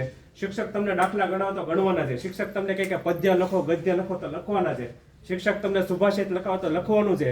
શિક્ષક તમને ભારત દેશનો નકશો દોરવાનો કહે તો દોરવાનો છે. શિક્ષક તમને ગુજરાતમાં બધા જે જિલ્લા છે એ લખવાનું કહે તો લખવાનું છે. એ તમને પેન નોટબુક આપી દે ભારત સરકારે, ગુજરાત સરકારે. એની આરતી નથી ઉતારવાની સમજાણું. એ કાંઈ મંદિરમાં રાખીને આરતી ઉતારવા માટે નથી, પણ એ પેન ઉપાડો નહીં. શિક્ષક તમને દાખલો ગણાવે એટલે પેન ઉપાડે લખવાનું. સફળ વ્યક્તિ અને નિષ્ફળ વ્યક્તિ, સફળ વિદ્યાર્થી, નિષ્ફળ વિદ્યાર્થી, આ વૈશાલી બેન ને જે છેલ્લો નંબર છે એની વચ્ચે ખાલી ફેર એટલો જ છે કે શિક્ષકે કીધું એ સાથે જ તે વૈશાલી બેન દોડી ગયા અને ઓલો હતો ને અહીંયા બેઠો છો સમજાણું. ફેર ખાલી એટલો જ છે સમજાણું. અત્યારે જો આ મિત્રનું નામ શું છે? વિશાલ. અને આ મિત્રનું નામ? તમે પાકા ભાઈબંધ છો ને? બરાબર ને? વિશાલ ને કુશાલ, તુષાર. વિશાલ ને તુષાર. આ જો વિશાલ ને તુષાર બે બાજુ બેઠા છે. હવે વિશાલ ને બધી ખબર છે કે તુષારના બાપાનું નામ હું, માનું નામ હું, ક્યાં રહી છે, એને હું ભાવે છે, રોટલી ભાવે છે, ઘી ગોળ ભાવે છે, પેંડા ભાવે, બધું ખબર છે. પણ આ જે વિશાલ છે બરાબર, એને ઓલો છેલ્લો છોકરો બેઠો એની વિશે કાંઈ નહીં ખબર હોય. શું કામ? કારણ કે એની હારે એ એક તેનો પાકો ભાઈબંધ નથી. એની હારે જીવનમાં કોઈ સમય કાઢ્યો નથી. આ જેના હવે પાછળ કોણ બેઠું એ નથી જોવાનું. હું ખાલી ઉદાહરણ આપું છું. શિક્ષણમાં આ જ નિયમ લાગુ પડે છે. હવે વિશાલે એ મિત્ર આરે જીવનમાં કોઈ સમય કાઢ્યો જ નથી. એને એ નથી ખબર એના પપ્પાનું નામ શું છે, એના મમ્મીનું નામ શું છે, બરાબર? એને હું ખાવાનું ભાવ. શું કામ? કારણ કે વિશાલે ખાલી તુષાર હારે વાત કરેલી. સાહેબ ભણો એ તું કાલે ક્યાં ગયો હતો, તે શું કર્યું તું? સાહેબ ભણો તોય વાત ચાલુ હોય બરાબર. એને બધી ખબર હોય સમજાણું. એ કાલે ફરવા જતો, સાયકલ અડધી કલાક ખાલી ક્રિકેટ રમવા જતો, બરાબર? જે કે ગીલી દંડો રમતો તો ખેતર એના પપ્પાને મદદ કરાવી. તો શિક્ષણમાં આ જ નિયમ લાગુ પડે છે. જે લોકો પહેલા નંબરે પાસ થતા હોય વૈશાલી બેનની જેમ, એ લોકો શું કરતા હોય? આ ભાઈબંધ બેનપણીનો જ નિયમ લાગુ પડે. ભાઈબંધ કે બેનપણી હોય ને એની હારે જેટલો તમે સમય પસાર કરો એટલો પુસ્તકારે સમય પસાર કરવો પડે. આપણે પુસ્તકારે સમય પસાર કરતા નથી અને પછી આપણે એવું માની લઈએ કે કોઈક ચમત્કાર થાય આપણે પાસ થઈ જાવ. એવું કઈ ચમત્કાર થતો નથી. જાણો, તમારે યાદ રાખવાનું છે કે શિક્ષક કોઈ દિવસ તમારી માટે પરીક્ષા નહીં લખી શકે. તમે 30 છો ને શિક્ષક એક છે, 30 જણાની પરીક્ષા શિક્ષક કઈ રીતે લખી શકે? કોઈ દી ન લખી શકે. જો પરીક્ષા તમારે જ લખવાની છે તો મહેનત પણ તમારે જ કરવી પડશે. અને જો મહેનત એ તમારે જ કરવાની છે તો અત્યારેથી જ તે કરવા માંડો. તમને બધાને અત્યારે મેં કીધેલું હોય બરાબર. હું આવ્યો ત્યારે આ બધા સર આવ્યા ને સરે પૂછ્યું કે તમારે શેની જરૂર છે? તો મેં સર પિયુષ સરને કીધું કે 2 ખુરશીની જરૂર છે. એટલે એક છોકરો જો ફટાફટ ખુરશી લઈને આવી જાવ કે નહીં, જો હું કહું એની પહેલા તો ખુરશી લઈને આવી જાઓ સમજાણું. હવે તમે 80-90 વર્ષના દાદા થઈ જાઓ, હું તમને કોઈ ખુરશી લઈને આવો તો તમને 4 જણા તો ટીંગા ટોળી કરીને આવતા, ભાઈ મને ન આવજો સમજાણું. શું કામ? કારણ કે ત્યારે તમારું શરીર કેવું થઈ ગયું છે? નબળું થઈ ગયું છે. કેવું થઈ ગયું છે? નબળું. અત્યારે તમારું શરીર કેવું છે? શક્તિશાળી છે. કેવું છે? શક્તિશાળી. અત્યારે હું તમને જે કહું નહીં કરી શકો બરાબર. હું તમને કહું દિવાલને અડીને આવો, હજી તમને કહું એની પહેલા તમે દિવાલને અડીને આવી જાઓ. કેમ? કારણ કે તમારું શરીર કેવું છે? શક્તિશાળી છે. જે કાંઈ કરવાનું છે અત્યારે જ કરવાનું છે. 60-70 વર્ષ પછી કાંઈ થતું નથી. એટલે જીવનમાં નક્કી કરો કે તમારે શું કરવાનું છે. એટલે જ્યારે ડાબા નાકમાંથી શ્વાસ આવતો હોય ત્યારે તમારું શરીર થાકી ગયું છે, જમણા નાકમાંથી શ્વાસ આવતો હોય ત્યારે કામ કરવાનો સમય છે. શિક્ષક કહે કે દોડો, વ્યાયામનો પીરિયડ તો દોડવાનું છે બરાબર. દોડશો તો તમારું શરીર શક્તિશાળી બનશે. લાડવા પેંડા ખાવાથી શક્તિશાળી બને કે દોડવાથી? કસરત કરશો તો તમારું શરીર શક્તિશાળી બનશે બરાબર. અને જ્યારે બંને નાકમાંથી શ્વાસ આવતો હોય ત્યારે એનો મતલબ એમ છે બરાબર. છેલ્લે અમુક બાળકોએ બહેનો ભાઈઓ હાથ ઊંચા કર્યા હતા. જ્યારે બંને નાકમાંથી શ્વાસ આવતો એનો મતલબ એમ છે કે તમારું મન અત્યારે કેવું છે? એકાગ્ર થયું છે. કેવું છે? એકાગ્ર. હું જે બોલું છું એની ઉપર તમારું ધ્યાન છે. તો જે છોકરો કે છોકરીનો પહેલો નંબર આવતો હોય, બરાબર, આ વેશ્યાની બેન છે એનો પહેલો નંબર આવતો હોય, તેના બે નાક પરથી જે શ્વાસ આવતો હોય ને એનો સમય કેવો હોય? 8 કલાક, 10 કલાક, 12 કલાક. પણ જે છેલ્લો જેનો ભાઈ કે બહેનનો છેલ્લો નંબર આવતો હોય એના બે નાક પરથી જે શ્વાસ આવતો હોય એનો સમય કેવો હોય? 5 મિનિટ, 10 મિનિટ, 15 મિનિટ. તો આ સમય વધારી શકાય. આ વધારી શકાય કઈ રીતે? તો નાડી શુદ્ધિ કરીને. કેનાથી? નાડી શુદ્ધિ. આ બહુ જૂનામાં જૂની પદ્ધતિ છે, આપણા ઋષિ મુનિઓ કહીને ગયા છે, બરાબર. નાડી શુદ્ધિ તમે બધા કરો જ છો. નાડી શુદ્ધિનું બીજું નામ છે કુંભક પૂરક રેચક. બધા શિક્ષકો અહીંયા જે છે એ તમને કરાવતા જ હોય, બરાબર. પણ તમે કુંભક પૂરક રેચક જે રીતે કરો છો ને એ કટકા કટકામાં કરો છો. આજે હું તમને એક આખી માળાના સ્વરૂપમાં શીખવાડીશ, બરાબર. તો તમે બધા તૈયાર? હા કે ના? તો તમે બધા ટટ્ટાર બેસો. હાલો, તમારો જમણો અંગૂઠો છે ને એ જમણા નાક ઉપર રાખો. 4 સેકન્ડ શ્વાસ લેવાનો. કેટલી સેકન્ડ? 4 સેકન્ડ, બરાબર. પછી હાલો બધા તૈયાર, બરાબર. ડાબા નાકથી શ્વાસ લેજો. પછી બંને નાક બંધ. પછી જમણા નાકથી શ્વાસ છોડવાનો. પછી જમણા નાકથી શ્વાસ લેવાનો. પછી બંને નાક બંધ. પછી ડાબા નાકથી શ્વાસ છોડવાનો. આ એક માળા થઈ. કેટલી? 4 માળા કરવાની. કેટલી? 4 એક માળા કરવામાં 24 સેકન્ડ લાગે. 4 માળા કરવામાં 1 મિનિટ ને 36 સેકન્ડ થાય. કેટલી? 1 મિનિટ ને 36 સેકન્ડ. આમાં તમારે 1 રૂપિયા દેવાનું નથી, મફતમાં કરવાનું ખાલી તમારે છે. સમજાણો? તમે બધા ટીવી જોયેલું? ટીવીમાં મેચ જોયેલી ક્યારે? મેચની વચ્ચે જાહેરાત આવે ક્યારે? બરાબર. બામ લઈ લો ને, કપડા લઈ લો ને, આ લઈ લો, તે લઈ લો. સમજાણો? આવે કે નહીં? એમાં એક જાહેરાત આવે, બોર્नविटा बूस्ट दिया. જોઈ લેશ કદી? मैंने अपने बेटे के लिए बूस्ट खरीदा, मैंने अपने बेटे के लिए बोर्नविटा खरीदा, मैंने अपने बेटे के लिए हॉर्लिक्स खरीदा और मेरा बेटा पहला नंबर पे आ गया. એવી કે જાહેરાત જોઈ લેશ? સચ્ચી માં કી પસંદ બોર્નવિટા. બરાબર. હવે એવા ડબલા તમે ઘણા બધા ખાઈ લો તો તમારો પહેલો નંબર ન આવે. સમજાણું? કારણ કે એ બધા કરોડો રૂપિયાનો ધંધો કરે છે. એને કાંઈ તમારી યારે કાંઈ લાગતું ઓળખતું નથી. ઘણી બધી વાર એવું થાય કે આપણે ટીવીમાં જાહેરાત જોઈને એટલે આપણે એમ લાગે કે સાચું છે. સમજાણું? તો એ ડબલાની અંદર ખાંડ હોય અને માંડવી એટલે કે સિંગ હોય. સિંગ તો અહીંયા ગામડામાં કેટલી બધી હોય. નગર તો બધા સિંગ ખાય કે પેલો ડબ્બો ન લાવી નાખે. એવું નથી. પણ આજે સ્વામીજીનો કાર્યક્રમ થાય છે, મફતમાં થાય છે. અહીંયા તમારે 1 રૂપિયો નથી દેવાનો. તમે બધા પિક્ચર જોવા ગયેલા? કોઈ શહેરમાં પિક્ચર જોવા ગયેલું? શહેરમાં પિક્ચર જોવા ત્યારે મફતમાં જોવા દે કે 200-300 રૂપિયા ટિકિટ આપવી પડે? ટિકિટ આપવી પડે ને. તમે બધા પિક્ચર જોવા જાઓ, બરાબર, ત્યારે તમને અંદર જવા દે. પિક્ચર જોઈ લાવો, બરાબર. તમારા ગણિત વિજ્ઞાનમાં ઓછા માર્ક આવે ત્યારે જે હીરો હિરોઈનનું પિક્ચર જોવા ગયા હોય એ આવે છે તમારા આંસુ લૂસવા માટે કે આ છોકરો તમારો પિક્ચર જોવા ગયો હતો, સમજણો? આ છોકરી તમારી પિક્ચર જોવા ગઈ હતી, લાય એના આંસુ લૂસી દો. કોઈ નથી આવતું. આ કાર્યક્રમ મફતમાં થાય છે. સ્વામીજી આવે છે, સ્વામીજી તમને એમ કહે છે કે ઉઠ, ઊભો થા, મર્દ બન અને હિંમતવાન થા. બધી જવાબદારી તારે શિરે ઓઢીને સમજ કે તારો ભાગ્ય વિધાતો તું પોતે જ છો. આ દુનિયાની કોઈ તાકાત તને હરાવી શકે એમ નથી, બરાબર. આ સ્વામીજી કહે છે, બીજું કોઈ નથી કહેતું, બરાબર. એટલે જીવનમાં યાદ રાખજો કે જે વસ્તુ મફતમાં મળતી હોય ને એથી શ્રેષ્ઠ હોય, એની કિંમત ન હોય. અમે પૈસા કેમ નથી લેતા? કારણ કે આની કાંઈ કિંમત જ નથી. તમે શું આપી શકો, બરાબર. એટલા માટે જ્યારે બે નાકમાંથી શ્વાસ આવતો હોય ત્યારે મન તમારું એકાગ્ર હોય. નાડી શુદ્ધિ કરવાની કેટલી વાર? 4 વાર. ક્યારે કરવાની?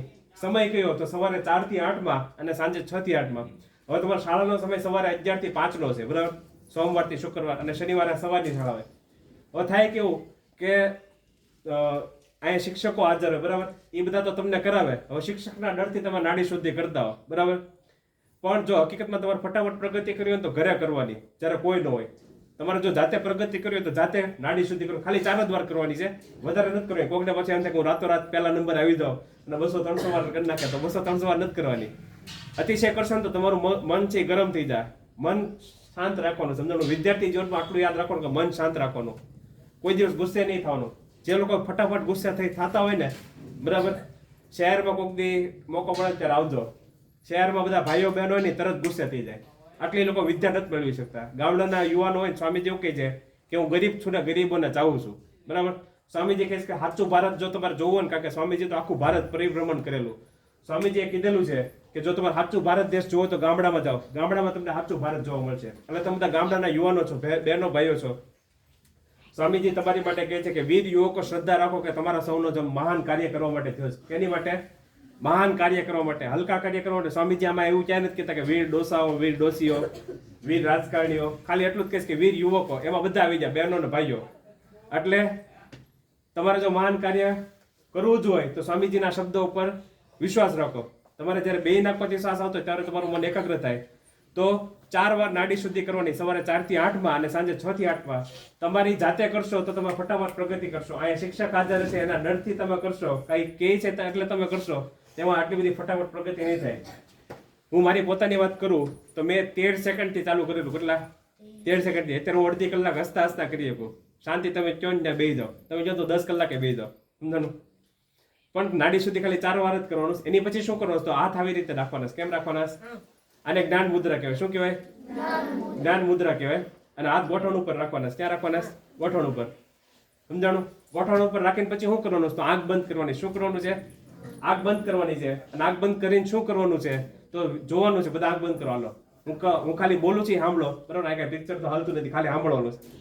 તો આંખ બંધ કરીને પછી શું કરવાનું છે? તો તમારે જોવાનું છે કે તમને કેવા વિચાર આવે છે. સારા વિચાર આવે છે, ખરાબ વિચાર આવે છે, ભાઈબંધને મળવાના વિચાર આવે છે, બેનપણીને મળવાના વિચાર આવે છે, શિક્ષકને મળવાના વિચાર આવે છે, કે મેડમને મળવાના વિચાર આવે છે, તમારે ખેતરે જવાના વિચાર આવે છે, ફરવાના વિચાર આવે છે, સાયકલ ચલાવવાના વિચાર આવે છે. જે કાંઈ વિચાર આવતો નહીં ખાલી જોવાના.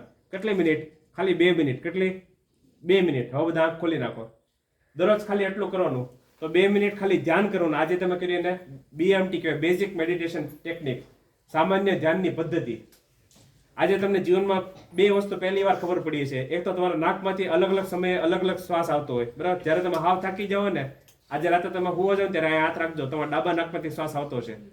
ડાબુ નાક એટલે ચંદ્ર નાડી. ઘણી વાર કેવું થાય કે એક શિક્ષક હોય ને, બરાબર, હું શિક્ષક જ છું એટલે મારા ક્લાસમાં એવું બને, શિક્ષક છે ને કોઈ વિદ્યાર્થીઓની શાંતિથી બે જ ન શકે. એ કાંકને કોકને તું આમ જતો, તું આમ જતો, એ 5-6 ને ધકાવવાની 5-6 ને પાડી દે.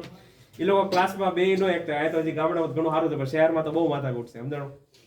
એની પાછળનું કારણ શું? કારણ કે એનું જે જમણું નાક છે ને, સૂર્ય નાડી, એ બહુ તેજ હોય. એ રાતે હોતા હોય તો ખાટલામાંથી પડી જાય. હોતા હોતા સમજાણું?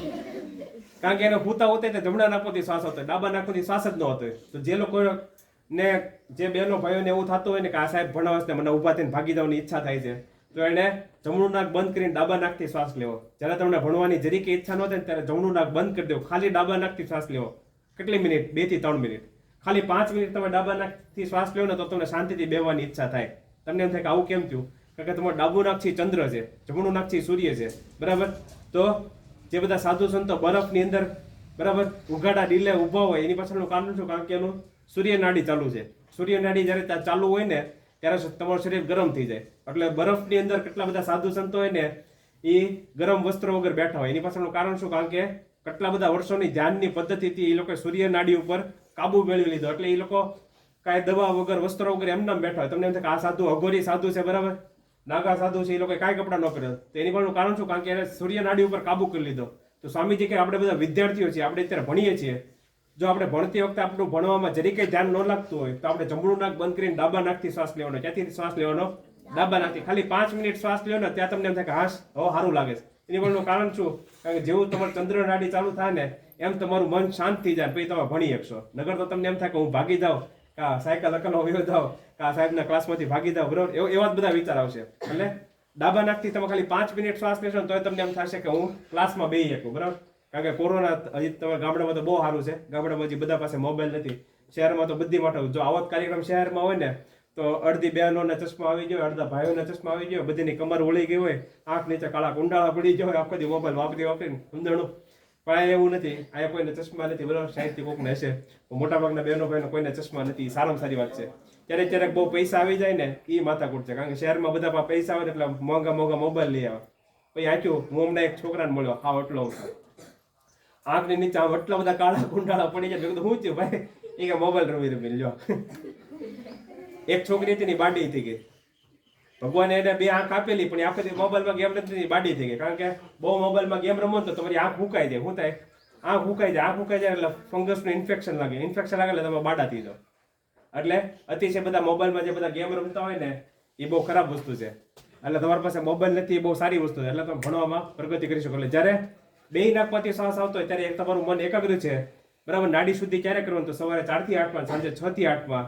શું કામ કરવાની? આવું શું કામ કરવાનું? એવું તમને થવું જોઈએ. તો સ્વામીજી કહે છે તમે બધા 11 વાગે શાળાએ આવ્યો કે નહીં, અને 5 વાગે શાળાએથી છૂટીને ઘરે જશો ને, તો જ્યારે તમે શાળાએ આવ્યો ને ત્યારે તમે ઘરે જશો ત્યારે રોડ ઉપર ઘણા બધા, એટલે અહીંયા તો જે હાવ અંદરનું ગામડું છે બરાબર, પણ જ્યારે તમે શહેરમાં રહો ને ત્યારે શહેરો ઉપર કેટલા બધા ખટારા હાલતા હોય, ટ્રક હાલતી હોય, રિક્ષા હાલતી હોય, બસ હાલતી હોય ને, હાકે ના, એ બધા શું ઉડાડે? ધૂળ ઉડાડે ને. એ બધી ધૂળ ક્યાં જાય? તમારા નાકમાં જાય. ક્યાં જાય? એ બધી ધૂળ તમારા નાકમાં જાય, નાકમાંથી કરોડરજ્જુમાં જાય. હવે જેવી એ બધી ધૂળ કરોડરજ્જુમાં જાય એટલે તમારી એકાગ્રતા ઘટી જાય. શું થાય? ઘટી જાય. એટલે નાડી શુદ્ધિ કરો, એનાથી તમારી એકાગ્રતા વધે. ખાલી 4 જ વાર કરવાનું. નાડી શુદ્ધિ 1 મિનિટ 36 સેકન્ડ અને ધ્યાનમાં ખાલી 2 મિનિટ બેસવાનું. બરાબર? આ તમે 21 દિવસ કરો. કેટલા? 21 દિવસ. તો તમારી એકાગ્રતા 5% વધે. કેટલી? 5%. 6 મહિના કરો તો તમારી એકાગ્રતા 10 થી 15% વધે. 12 વર્ષ કરો તો તમારી મેધા શક્તિ અપ્રતિમ થઈ જાય. તમે ખાલી એકવાર જે વસ્તુ વાંચી હોય ને એ તમને આખી જિંદગી યાદ રહી. તમને એમ થાય કે આ કેવું? તો સ્વામીજીના જીવનમાં કેટલા બધા ઉદાહરણ છે. સ્વામીજી ફરતા ફરતા અલવર, રાજસ્થાનમાં અલવર ગયા ને તો રાજા સામે ઉભા હતા, સ્વામીજી અહીંયા બેઠા હતા. સ્વામીજીએ પહેલું પુસ્તક ઉપાડ્યું, 1 પાનું 2 પાના બધા પાના ફેરવ્યા અને પુસ્તક હેઠળ રાખ્યું.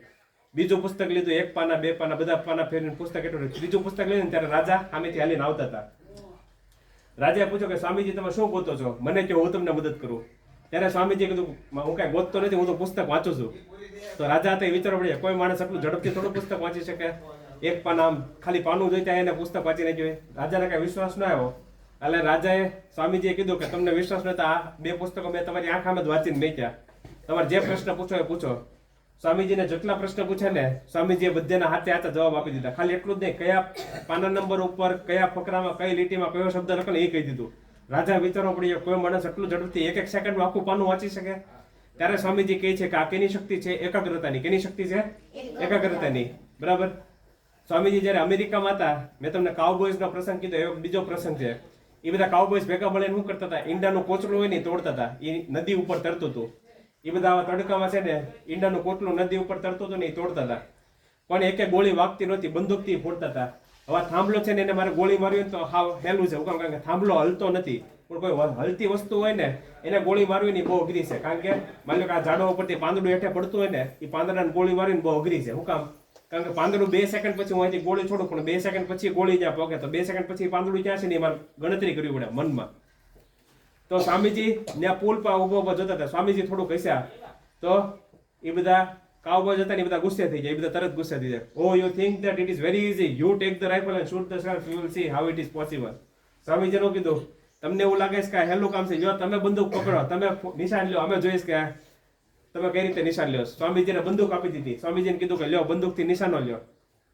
સ્વામીજીએ જીવનમાં કદી બંદૂક હાથમાં ન લીધેલી. સ્વામીજીએ પૂછ્યું કે મને શીખવાડો આ બંદૂક કઈ રીતે ચલાવે. તો એ બધા કાઉબોયઝ હતા ને એકબીજા જોવા મળ્યા, લે આ હું વાત કરીશ, આને જિંદગીમાં કદી બંદૂક નથી ચલાવી. પછી એ કાઉબોયઝ કે જો આને ગોળી કહેવાય, ગોળી અહીંથી નાખવાની, આને બેરલ કહેવાય, પછી આને ટ્રિગર કહેવાય. ટ્રિગરથી તમે નિશાનો લે, ટ્રિગર દબાવો એટલે ગોળી છૂટે, અને પછી અહીંયા નિશાન લેવાનું જે માર્ક આવે ને દેખાડ્યું. સ્વામીજીએ શીખી લીધું. આંખ બંધ કરીને નિશાન લઈને એક ગાય બધા ઈંડાના કોટલા હતા વિંધીને ત્યાં. તો ઓલા બધા કાઉબોયઝ હતા ને બધા એકબીજા હું જોવા માંડ્યા, તાળીઓ વગેરે. Oh this gentleman has been trying and shooting the rifle from lots of years and he is telling that he has not done anything. સમજાણો? આપણને આ માણસ એવું કહેતો કે મને બંદૂક ચલાવતા આવડતી નથી, પણ આ જે ઈંડાના કોટલા તોડી રહી છે બરાબર, નિશાન લીધે એની પરથી તેવું લાગે છે કે આ માણસ 30-40 વર્ષથી બંદૂક ચલાવે. ત્યારે સ્વામીજીએ કીધું કે મેં આજ પહેલા જીવનમાં કોઈ દિવસ બંદૂક હાથમાં લીધેલી નથી, પણ હું ધ્યાન કરું છું. શું કરું છું? ધ્યાન કરું છું. ધ્યાનને કારણે મારું મન એકાગ્ર છે. તમારા 8મા ધોરણમાં એક વિજ્ઞાનમાં એક પ્રયોગ આવે છે, બિલોરી કાચનો આવે છે. બિલોરી કાચ તમે સૂર્યના તડકામાં રાખો તો સૂર્યના કિરણો બધા ભેગા થઈ જાય, અને એની નીચે કાગળિયું રાખો તો કાગળિયું વળગે કે નહીં? એ તમારા પ્રયોગ આવે છે. તો સ્વામીજી કહે છે કે માણસનું મન છે અતિશય શક્તિશાળી છે, પણ એ વિખરાયેલું છે. જો એ તમે બધી શક્તિ એક જગ્યાએ કેન્દ્રિત કરો ને તો એ સૂર્ય જેમ અગ્નિ પ્રજ્વલિત કરી શકે, એની જેમ તમારું મન પણ અગ્નિ પ્રજ્વલિત કરી શકે. તમે જે ધારો એ કરી શકો. આ કેના જેવું છે? સ્વામીજી આખું સમજાવે છે કે જ્યારે પહેલા બીજા ધોરણમાં તમે આવો ને શાળામાં, ત્યારે શિક્ષક તમને પાટીની અંદર ક ખ ગ લખતા શીખવાડે ને, બરાબર? તમને ખાલી એક અક્ષર લખતા શીખવાડે. પછી જ્યારે તમે 3-4 ધોરણમાં ત્યારે શિક્ષક તમને પાટીની અંદર કમલ, રમે છે, ભમે છે એવો આખો શબ્દ લખતા શીખવાડે કે નહીં? જે બહેનો 7મા 8મા ધોરણમાં આવી ગયા ને, ભાઈઓ બહેનો, એ આખું વાક્ય એક સાથે બોલી શકે, હું શાળાએ જઈ રહ્યો છું, મારા પિતાનું નામ આ છે. તો જે છોકરો છોકરી પેલા એક અક્ષર લખવામાં એને તકલીફ પડતી હતી, આજે એ છોકરો છોકરી છે એ આખું વાક્ય એક સાથે લખી શકે છે, વાંચી શકે. હા કે ના?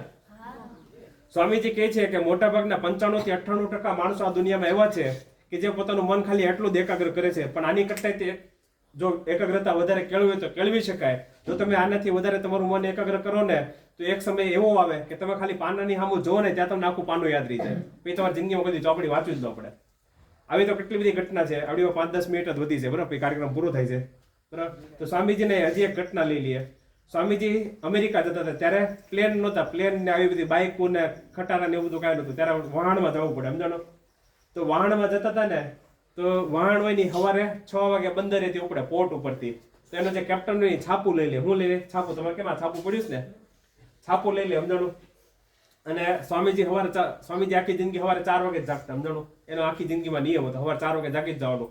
પછી પ્રાર્થના કરવાની એ બધું. તો સવારે જ્યારે બંદરેથી ઉપડે ને તો સૌથી પહેલા કેપ્ટન પાસેથી છાપું લઈ આવું સ્વામીજી. કારણ કે અહીંથી તમારે અમેરિકા જાવ ને તો લગભગ 1 મહિના ઉપર સમય થાય વહાણની અંદર.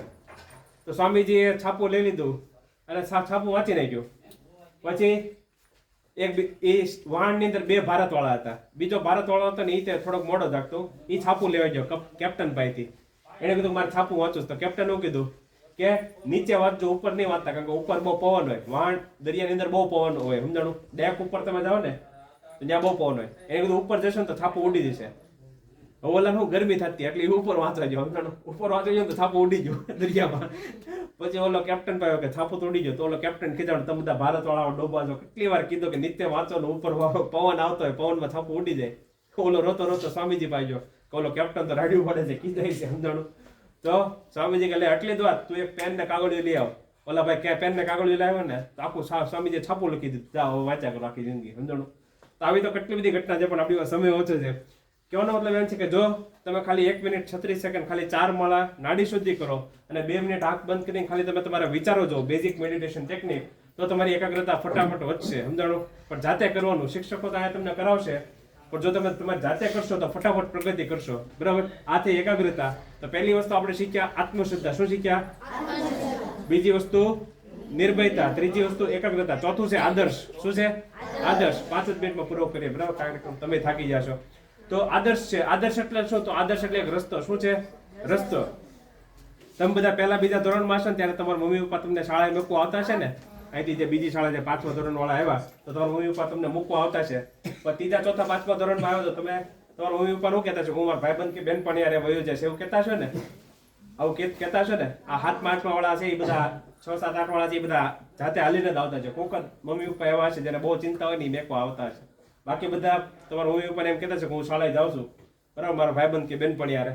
તો મોટા થઈ જાવ ત્યારે તમે શાળાએ આવો છો. એની પાછળનું કારણ શું? તો આદર્શ. તમને એક રસ્તો ખબર છે. તમે જ્યારે તમારા ઘરેથી નીકળો ત્યારે તમને ખબર છે કે જમણી બાજુ જવાનું કે ડાબી બાજુ જવાનું. અહીંયા પીપળાનું ઝાડ છે, અહીંયા લીમડાનું ઝાડ છે, બરાબર? અહીંયા વડનું ઝાડ છે, અહીંયા દુકાન છે, બરાબર? હા કે ના? તમને રસ્તો ખબર છે એટલે તમે શાળાએ આવો છો, બરાબર?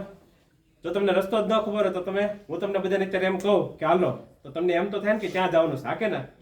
હા કે ના? એટલે સ્વામીજી કહે છે કે 2 છોકરા કે 2 છોકરીઓ છે. એક છોકરો કે છોકરી છે એના જીવનમાં આદર્શ નક્કી છે, બીજો છોકરો કે છોકરી એના જીવનમાં આદર્શ નક્કી નથી. તો સ્વામીજી કહે છે કે જેના જીવનમાં આદર્શ નક્કી છે એ ખાલી 500 ભૂલ જ કરશે. કેટલી ભૂલ કરશે? બહુ ઓછી ભૂલ કરશે જીવનમાં. પણ જેના જીવનમાં આદર્શ નક્કી નથી એ 50,000 ભૂલ કરશે. કેટલી ભૂલ કરશે? 50,000. એ આખી જિંદગી ભૂલ જ કર્યા કરશે. સ્વામીજી કહે છે કે માણસની જિંદગી કેવી છે? નાની છે. કેવી છે? નાની છે. 60 વર્ષ તો ઘડીકમાં વ્યા જાય, સમજાણું? એટલે જેના જીવનમાં આદર્શ નથી ને જીવનમાં કાંઈ ન કરી શકે. પણ જેના જીવનમાં આદર્શ નક્કી કરવાનો એ બહુ ઓછી ભૂલ કરે. અને જે માણસ હા ઓછી ભૂલ કરે ને એને નાની ઉંમરમાં સફળતા મળે. શું મળે? નાની ઉંમરમાં સફળતા મળે. હું તમને એક સાદું ઉદાહરણ દઉં સરકારી શાળાનું. તમારી જેમ એક છોકરો હતી 8મા ધોરણમાં સરકારી શાળામાં ભણતો હતો.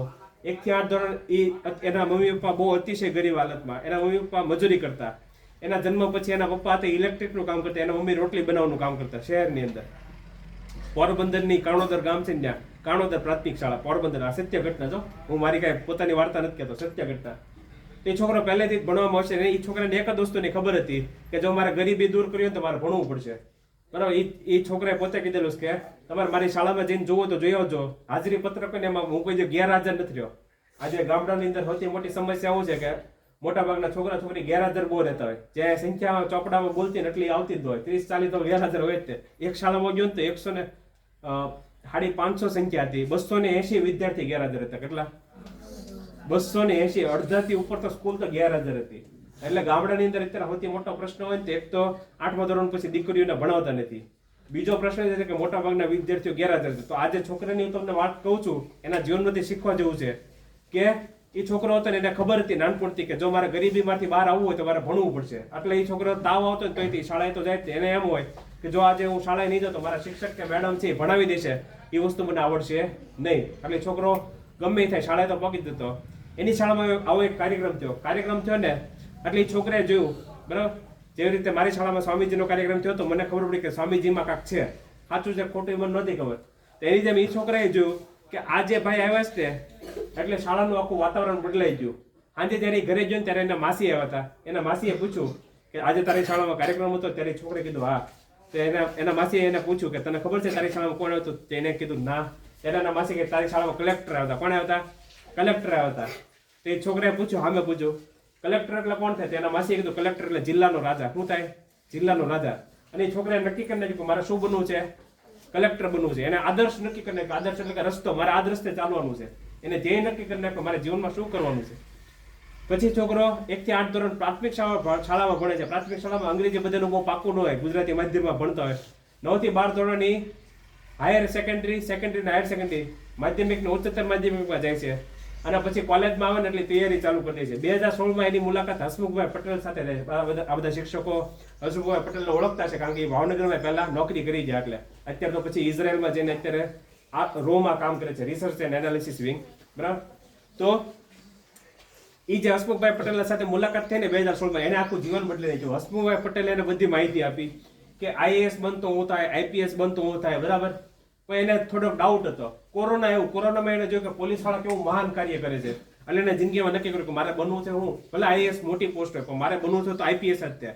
અને એને પરીક્ષા આપી. પરીક્ષા જ્યારે આપવા જતો હતો ત્યારે એનું એક્સિડન્ટ થયું. એટલે આખો લોહી લુહાણ થઈ ગયો. એનો એક જ હાથ બાકી રહ્યો. ઊભો થઈને એને ખાલી ભગવાનને પ્રાર્થના કરી કે હે ભગવાન તારો ખૂબ ખૂબ આભાર કે તે મારો એક હાથ બચાવો. બરાબર. એ પાટાપિંડી કરીને સીધો પરીક્ષા દેવા ગયો અને પરીક્ષા આપી એટલે એને 1 થી 1000માં નંબર આવ્યો. 1.5 કરોડ વિદ્યાર્થી પરીક્ષા આપે. કેટલા? 140 કરોડના દેશમાં ભારત દેશની વસ્તી 140 કરોડથી વધારે છે. એમાં 1.5 કરોડ વિદ્યાર્થીઓ દર વર્ષે પરીક્ષા આપે. અને 1.5 કરોડમાંથી ખાલી 1000 જ નોકરી મળે. ખાલી કેટલા? 1000 ને જ તે. એ છોકરાનો 1 થી 1000માં નંબર આવ્યો 563મો કે એટલો નંબર હતો. એને સૌથી પહેલી નોકરી ભાવનગરમાં મળી અને એનું નામ છે આઈપીએસ સફીન અસર. બધા પત્રકારો ભેગા થઈ ગયા જ્યારે એને નોકરી મળી ત્યારે કે આ એક ચમત્કાર છે કે 22 વર્ષના છોકરાને આઈપીએસની નોકરી મળી. બરાબર. ત્યારે એ કહેશ કે આ કઈ ચમત્કાર નથી, અમારી મહેનત છે. પણ સ્વામીજી શું કહે છે કે સ્વામીજીએ આ ઘટના કેટલા વર્ષો પહેલા કીધેલી કે જો તમે આદર્શ નક્કી કરેલો હોય, શું નક્કી કરેલું હોય? આદર્શ. તમે જે નક્કી કરેલો તો તમે સાવ નાની ઉંમરમાં સફળતા મેળવી શકો. નકર તો તમારા 60 વર્ષ હોય તમે જીવનમાં કોઈ દિવસ મહાન કાર્ય કરી શકો નહીં. એટલે સફીન અસરની સફળતા પાછળનું કારણ શું છે? એના આદર્શ નક્કી કરી નાખ્યો. શું નક્કી કરી નાખ્યું? આદર્શ. તો આજે જ્યારે તમારો કાર્યક્રમ પૂરો થાય બરાબર, તો આજે કાર્યક્રમ પૂરો થાય પછી તમારા શિક્ષકોની મદદ લેવાની છે. પિયુષ સરની મદદ લેવાની છે. આ સર જે બેઠા બરાબર, મને બધાનું નામ યાદ નથી એટલે માફ કરજો. પણ જે બધા શિક્ષકો બેઠા છે એને પૂછવાનું કે સર હું કઈ બાબતમાં સારો છું, મારો આદર્શ શું હોવું જોઈએ? જો વૈજ્ઞાનિક બનો તો મારો આદર્શ હોવો જોઈએ એપીજે અબ્દુલ કલામ, વિક્રમ સારાભાઈ, ડોક્ટર હોમી ભાભા. બરાબર. મેડમ મેરી ક્યુરી. મારે ગાયક કલાકાર બનવું તો હેમંત ચૌહાણ છે, દિવાળીબેન ભીલ છે, જિગ્નેશ ઠાકોર છે, બરાબર, કીર્તિદાન ગઢવી છે. જો મારે વોલીબોલ પ્લેયર બનવું હોય તો અરુણિમા સિન્હા છે. મારે ક્રિકેટ પ્લેયર બનવું હોય તો મારું મિતાલી રાજ છે, બરાબર, સ્મૃતિ મંદાના છે, કા વિરાટ કોહલી છે, મહેન્દ્રસિંહ ધોની છે. એટલે મારી પાસે આદર્શ હોવો જોઈએ. જો મારી પાસે આદર્શ હશે તો હું હા ઓછા સમયમાં સફળતા મેળવી શકીશ. એટલે આદર્શ હોવો ખૂબ જરૂરી છે. તમે બધા ફેરફુદડી ફરેલા છો? હા કે ના? ફેરફુદડી ફરતા હોય ત્યારે સામે વાળાને હાથ મેકી દે તો શું થાય? પડી જાવ ને. તમે બધા રિક્ષા બસમાં બેઠેલા છો? રિક્ષા બસમાં બેઠેલા હો બરાબર, અને તમને ઊંઘ આવી જાય અને ઢાળ આવે તો શું થાય? પડી જાવ ને. પણ તમે જાગતા હો તમે દાંડીઓ પકડી રાખેલો સીટનો તો તમે પડી જાવ? તમે બધા ખોખો રમતા હો, ખોખોમાં બંને છેડા ગોળ ફરવાનું હોય ઝડપથી, તો ગોળ ફરવાનું હોય બરાબર, તો ઝડપથી ગોળ ફરે તો શું કરવું પડે? દોડવું તો પડે, પણ સીધા તમે ઝડપથી દોડી શકો, ગોળ ન ફરી શકો. હા, થાંભલો પકડવો પડે બરાબર, કારણ કે બે છેડે જિલ્લા કક્ષાની શાળામાં તો બે છેડે થાંભલા ન આપેલા, પણ જિલ્લા કક્ષાનો રમતોત્સવ હોય ને, ડાયટ હોય ને, district institute for education training, એ લોકો દર વર્ષે જિલ્લા રમતોત્સવનું આયોજન કરે, અલગ અલગ શાળામાં હોય બરાબર. તો જ્યારે જિલ્લા કક્ષાનો હોય, રાષ્ટ્રીય કક્ષાનો હોય અને આંતરરાષ્ટ્રીય, તો એમાં બે છેડે થાંભલા આપેલા હોય, તો થાંભલાને પકડીને ગોળ ફરી શકાય. નકર તો શું થાય? તમે પડી જાઓ. તો સ્વામીજી કહે છે કે આદર્શ છે ને તમારે પકડી રાખવો પડશે. શું કરવું પડશે? પકડી રાખવો પડશે. તમારા જીવનમાં જ્યારે ભયંકર મુશ્કેલી આવે, અહીંયા તો બધા શિક્ષકો તમને મદદ કરવા માટે તૈયાર છે. ગણિતમાં કયો પ્રશ્ન આવશે એ તમને કહે શિક્ષક કે આવો તૈયારી કરો તો આવો કંઈક પ્રશ્ન આવે. જીવનમાં કયો પ્રશ્ન આવવાનો છે એ આપણને ખબર નથી. એટલે સ્વામીજી કહે છે કે જો તમારા જીવનમાં આદર્શ નક્કી હશે તો તમે આદર્શ તમારા જીવનમાં જ્યારે મુશ્કેલી આવશે એટલે તમે પડી જશો તો તમને આદર્શથી પ્રેરણા આપશે. શું આપશે? પ્રેરણા આપશે. એટલે આદર્શ હોવો ખૂબ જરૂરી છે. સ્વામીજી તો ત્યાં સુધી કહે છે કે ભવ્ય આદર્શ માટે પોતાનું જીવન સમર્પિત કરી દેવું એ બહુ મહાન વાત છે. બરાબર? એટલે આ બહુ તમને ખબર હશે. જો મને હું આ બધું કામ હું કામ કરું કારણ કે મારો આદર્શ કોણ છે? સ્વામી વિવેકાનંદ. મને એમ થાય કે ભારત દેશના એક નાગરિક ઘણા બધા મને એવું પૂછે કે તું આ શું કામ કરે સમજાણું, પણ હું આટલા માટે કામ કરું કે હું ભારત દેશને બહુ મહાન બનતું જોવા માંગુ છું. મારી આંખેથી જ તે સ્વામીજી તો કીધેલું છે કે આગલા 200 વર્ષમાં 1897માં કોકે પૂછ્યું કે ભારત દેશનું ભવિષ્ય કયો, સ્વામીજીને પૂછ્યું તો સ્વામીજીએ કીધું કે આગલા 50 વર્ષમાં ભારત આઝાદી મળ્યો છે, પણ ભારત જે રીતે આઝાદી મળ્યો છે ને એવી આઝાદી દુનિયામાં કોઈ નહીં મળવી હોય. કારણ કે ભારત દેશને આઝાદી કેનાથી મળી? અહિંસાની લડતથી. અહિંસાથી લડતથી કોઈ આઝાદી મળી જ નથી, ખાલી ભારતે જ મેળવી. અને સ્વામીજી એવું કીધું કે આગલા 200 વર્ષમાં ભારત સુપર પાવર બનશે. એટલે કે 2097માં 2024 તો આવી ગયું, તો આગલા 50 વર્ષમાં ભારત સુપર પાવર બનશે. સ્વામીજી ત્યાં સુધી કહી ગયા કે અખંડ ભારત ઊભું થશે. બરાબર? પાકિસ્તાન, કઝાકિસ્તાન, કિર્ગિસ્તાન, બરાબર, તાજિકિસ્તાન, ભૂટાન, મ્યાનમાર, બાંગ્લાદેશ આ બધા ભારતમાં પડી જશે અને અખંડ ભારત ઊભું થશે. અને આ વખતે ભારતની આમ દુનિયાની કોઈ તાકાત નથી કે જે ઊભી રહી શકે. પહેલા ભારત દેશને સોનાની ચીડિયા કહેવાતું, કારણ કે ભારત દેશમાં 33% દુનિયાનો જીડીપી હોય ને, જીડીપી તો બહુ અઘરી વસ્તુ થઈ કે પણ દુનિયાની અંદર જેટલા પૈસા છે ને એના 33% પૈસા ભારત પાસે હતા. સ્વામીજી કહે છે કે આ વખતે જ્યારે ભારત ઊભું થશે ત્યારે જૂની જે કીર્તિ હતી એ રીતે ઝાંખી પડી છે. આટલું અખંડ રીતે ભારત ઊભું થશે. પણ એ કઈ રીતે થશે? તમે બધા યુવાનો જ્યારે કામ કરશો ત્યારે. બરાબર? એટલે મારું કામ એ જ છે, હું મારા જીવનની આહુતિ આપીને આ કામ કરું છું કે જેથી કરીને તમે બધા મહાન કાર્ય કરો અને દેશને આગળ લાવો. બરાબર? કારણ કે દેશ એટલે શું છે? દેશના નાગરિકો છે. બરાબર? દેશ એટલે કાંઈ નકશો નથી. દેશ એટલે દેશના નાગરિકો છે. તમે મહાન કાર્ય કરશો તો દેશ આગળ આવશે. એટલે ચોથી વસ્તુ છે આદર્શ, અને છેલ્લી વસ્તુ છે ચારિત્ર ઘડતર. શું છે? ચારિત્ર ઘડતર. પહેલી વસ્તુ આપણે શીખીએ આત્મશ્રદ્ધા, બીજી વસ્તુ નિર્ભયતા, ત્રીજી વસ્તુ એકાગ્રતા, ચોથી વસ્તુ આદર્શ, છેલ્લી વસ્તુ ચારિત્ર ઘડતર. ચારિત્ર ઘડતર એટલે શું? તો સ્વામીજી જ્યારે અમેરિકામાં ગયા 11 સપ્ટેમ્બર 1893નો દિવસ હતો અને વિશ્વ ધર્મ પરિષદ હતી. વિશ્વ ધર્મ પરિષદમાં 5 મિનિટનો સમય આપ્યો બોલવાનો સ્વામીજીને કે 5 મિનિટ બોલો. સ્વામીજી ઉભા થયા, ત્યાં એકદમ શાંતિથી 7000 માણસો બેઠા હતા. કબૂતર પાક ફફડે ને તોય અવાજ આવે. ત્યાં સ્વામીજી ઉભા થઈને ખાલી 5 જ શબ્દ બોલ્યા, sisters and brothers of America, મારા અમેરિકાના બહેનો અને ભાઈઓ. સ્વામીજી ખાલી 5 શબ્દ બોલ્યા તો 7000 માણસો ઉભા થઈ ગયા, 3 મિનિટ તાળી વગાડી. 5 મિનિટનો સમય આપ્યો તેમાં 3 મિનિટ તાળી વગાડી. સ્વામીજી પોતે પોતાના જીવન ચરિત્રમાં લખે છે કે આટલી બધી જોરથી તાળી વગાડી કે મારા કાન બેર મારી ગયા. મને એમ થયું કે મારથી કાંઈક ખોટું બોલાઈ ગયું કે શું, પણ એવું નહોતું. સ્વામીજી જે શબ્દ બોલ્યા એ દિલના ઉર્મિથી બોલેલા. આટલી બધા અમેરિકા વાળાને સાચા લાગ્યા, આટલી બધા અમેરિકા વાળા ઉભા થયા અને એ લોકોએ તાળી વગાડી. એના 4 વર્ષ પછી, બરાબર, આ ઘટના તો આખી દુનિયાને ખબર છે કે શિકાગોમાં સ્વામીજી ગયા ને આખી દુનિયામાં પ્રચલિત થઈ ગયા. તો એની પછી શું બન્યું એ કોઈને નથી ખબર. સ્વામીજી જ્યારે ભારતમાં આવે છે 1897માં, ત્યારે એનો જે મુખ્ય શિષ્ય છે સ્વામી સદાનંદ, એ સ્વામીજીને પ્રશ્ન પૂછે કે સ્વામીજી એ કઈ શક્તિ છે કે તમે ખાલી 5 શબ્દ બોલ્યા ને આખું અમેરિકા ઊભું થઈ ગયું? ત્યારે સ્વામીજી કહે છે કે આખા ભારતમાં જ્યારે હું પરિભ્રમણ કરતો હતો, હું અકિંચન સાધુ હતો. બરાબર? સ્વામીજીની જન્મ જયંતિ છે આજે મુસ્લિમ દેશોએ ઉજવે છે. શું કામ? સ્વામીજીની પાસે બેંક બેલેન્સ નહોતું, બેંકનું ખાતું નહોતું, એના ખીચામાં 1 રૂપિયો નહોતો, એની પાસે જમીન નહીં નહોતી, કાંઈ નહોતું. તો એ સ્વામીજીની જન્મ જયંતિ દુનિયાને 180 દેશ ઉજવે. એની પાછળનું કારણ શું? એનું કારણ સ્વામીજી સમજાવે છે કે સ્વામીજી કહે છે કે જ્યારે આખા ભારત દેશમાં હું પરિભ્રમણ કરતો હતો, કાશ્મીરથી લઈને કન્યાકુમારી, બંગાળથી લઈને ગુજરાત સુધી, કેટલા બધા દિવસ સુધી ખાવાનું ન મળે, પીવાનું પાણી ન મળે, બરાબર, પગમાં છાલા પડી જાય, ફરફોલા પડી જાય, માથે તડકો હોય અને બેભાનથીનું જ્યારે રોડ ઉપર પડી જાવ ને ત્યારે મેં મારા જીવનમાં કોઈ દિવસ નબળા વિચાર કર્યા નથી, શક્તિશાળી વિચાર કર્યા છે. કેવા વિચાર કર્યા છે? શક્તિશાળી વિચાર કર્યા છે. આટલા માટે તમે આજે 150 વર્ષ થયા, બરાબર, આટલા વર્ષો પછી પણ તમે સ્વામીજીનો ચહેરો જોશો ને તો તેજસ્વી લાગશે. એની પાછળનું કારણ શું? કારણ કે સ્વામીજીના વિચારો કેવા હતા? તેજસ્વી હતા. એટલે તો મુસ્લિમ દેશ તો સ્વામીજીની જન્મ જયંતિ ઉજવે છે. તો સ્વામીજી તો આપણા ભારત દેશના જ છે, આપણા પોતાના છે, આપણા પનોતા પુત્ર છે, તો આપણે એની વિશે ન જાણી શકીએ? તો સ્વામીજી કહે છે કે આ શક્તિ કેની છે? ચરિત્રની. કેની શક્તિ છે? ચરિત્રની. સ્વામીજી કહે છે કે પૈસા, યશ, કીર્તિ, નામ આ બધીથી કાંઈ ફાયદો ન થાય, માત્ર ચારિત્રથી જ લાભ થાય. માત્ર ચારિત્ર જ મુશ્કેલીની વજ્ર જેવી દિવાલોને તોડીને તેમાંથી માર્ગ કાઢે. તો આ ચારિત્રનો વિકાસ કરવો કેવી રીતે? તમને એમ થાય કે અમે તો બધા નાના નાના વિદ્યાર્થીઓ છીએ, બરાબર, તો ચારિત્રનો વિકાસ કેનાથી થાય? તો સ્વામીજી કંઈક બીજાને મદદ કરીને. કેનાથી? બીજાને મદદ કરીને. આપણે બધા કેવી મદદ કરીએ? આ બેન મારી આગળ બેઠા, મને દાખલો વૈશાલી બેન દેખાડો તો દાખલો દેખાડો તો સમજાડો, હું એવી મદદ માંગુ. સમજાડો, આપણે ચોરી કરીએ, એનાથી કઈ પ્રગતિ થાય નહીં, આપણું ચરિત્ર હીન થઈ જાય. તો સ્વામીજી કહે છે કે ચરિત્રવાન બનો તો હકીકતમાં જો તમે તમારા ભાઈબંધ કે બહેનપણીએ મદદ કરવા માંગતા હોય તો શાળામાં તો શિક્ષકો છે જ તે, તમને કઈ ડાઉટ હોય તો શાળામાં શિક્ષકોને પૂછો, પણ શાળા સમય સિવાય તમે નક્કી કરો કે હું પરીક્ષામાં ચોરી નહીં કરું, આખું વર્ષ એને મહેનત કરાવીશ. બરાબર, તમને ઘણી વાર એવું થાય કે આ સર છે અને આટલું બધું આવડે છે, શું કામ? તો સંસ્કૃતમાં એક શ્લોક છે, બરાબર, ન રાજાર્યમ ન ચોરાર્યમ ન ભાતૃભજ્યમ ન ભારકાર્ય વૈયક રીતે વર્ધે તેઓ નિત્યમ વિદ્યાધનમ સર્વધનમ પ્રધાનમ. બરાબર, જે રાજા લૂંટી નથી શકતો, ચોર ચોરી નથી શકતો, ભાઈ ભાઈના ભાગલા પડે સંપત્તિમાં ત્યારે જેના ભાગલા નથી પડતા, જે હંમેશા વેચવાથી વધે છે, બરાબર, એવું વિદ્યારૂપી ધન સૌથી શ્રેષ્ઠ છે. તો જો તમે તમારા ભાઈબંધ કે બેનપણીને હકીકતમાં મદદ કરાવવા માંગતો તો આખું વર્ષ એને દાખલા ગણો અને એને ચોખ્ખું કહી દેવાનું કે હું પરીક્ષામાં ચોરી નહીં કરાવું. જો આવી મદદ કરાવશો તો તમારું ચરિત્ર મહાન બનશે. ખાલી એટલું જ નહીં, તમારા મમ્મી પપ્પા રોટલી બનાવતો હોય, બરાબર, તમારા મમ્મી રોટલી બનાવો ત્યારે મદદ કરો, તમારા મમ્મી પાણી ભરતો હોય ત્યારે મદદ કરો, તમારા પપ્પા ખેતરે જતો હોય ત્યારે મદદ કરો. તમારા મમ્મી પપ્પા જ્યારે તમને ભણવાનું છોડવાનું કહે ત્યારે તમારે એમ કહેવાનું છે કે હું ભણવાનું નહીં છોડું, તમે કહેશો તો તમારે ખેતરે 1 કલાક આવીશ પણ હું ભણવાનું નહીં છોડું, ગમે એ થાય, હું આગળ ભણી શકતે. જો તમે ભણશો તો ભારત દેશનું ભવિષ્ય ઉજ્જવળ હશે, જો તમે નહીં ભણો તો ભારત દેશનું ભવિષ્ય અંધકારમય છે અને તમારે ભણવું જ પડશે. અને તમે ચરિત્રમાન બનાવશો તો આ દુનિયાની કોઈ તાકાત તમારી સામે ઊંચું કરીને જોઈ શકશે નહીં.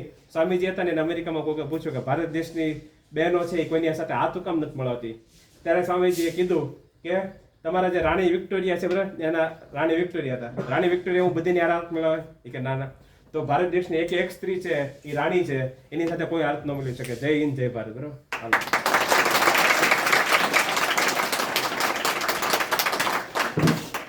અહીં આપણો કાર્યક્રમ પૂરો થયો. આપણે બધાને એક પુસ્તક મળશે, પછી એક ફોટો પડશે, પછી તમારો મધ્યાહન ભોજનનો ટાઈમ થઈ ગયો છે. બરાબર, પછી સરસ.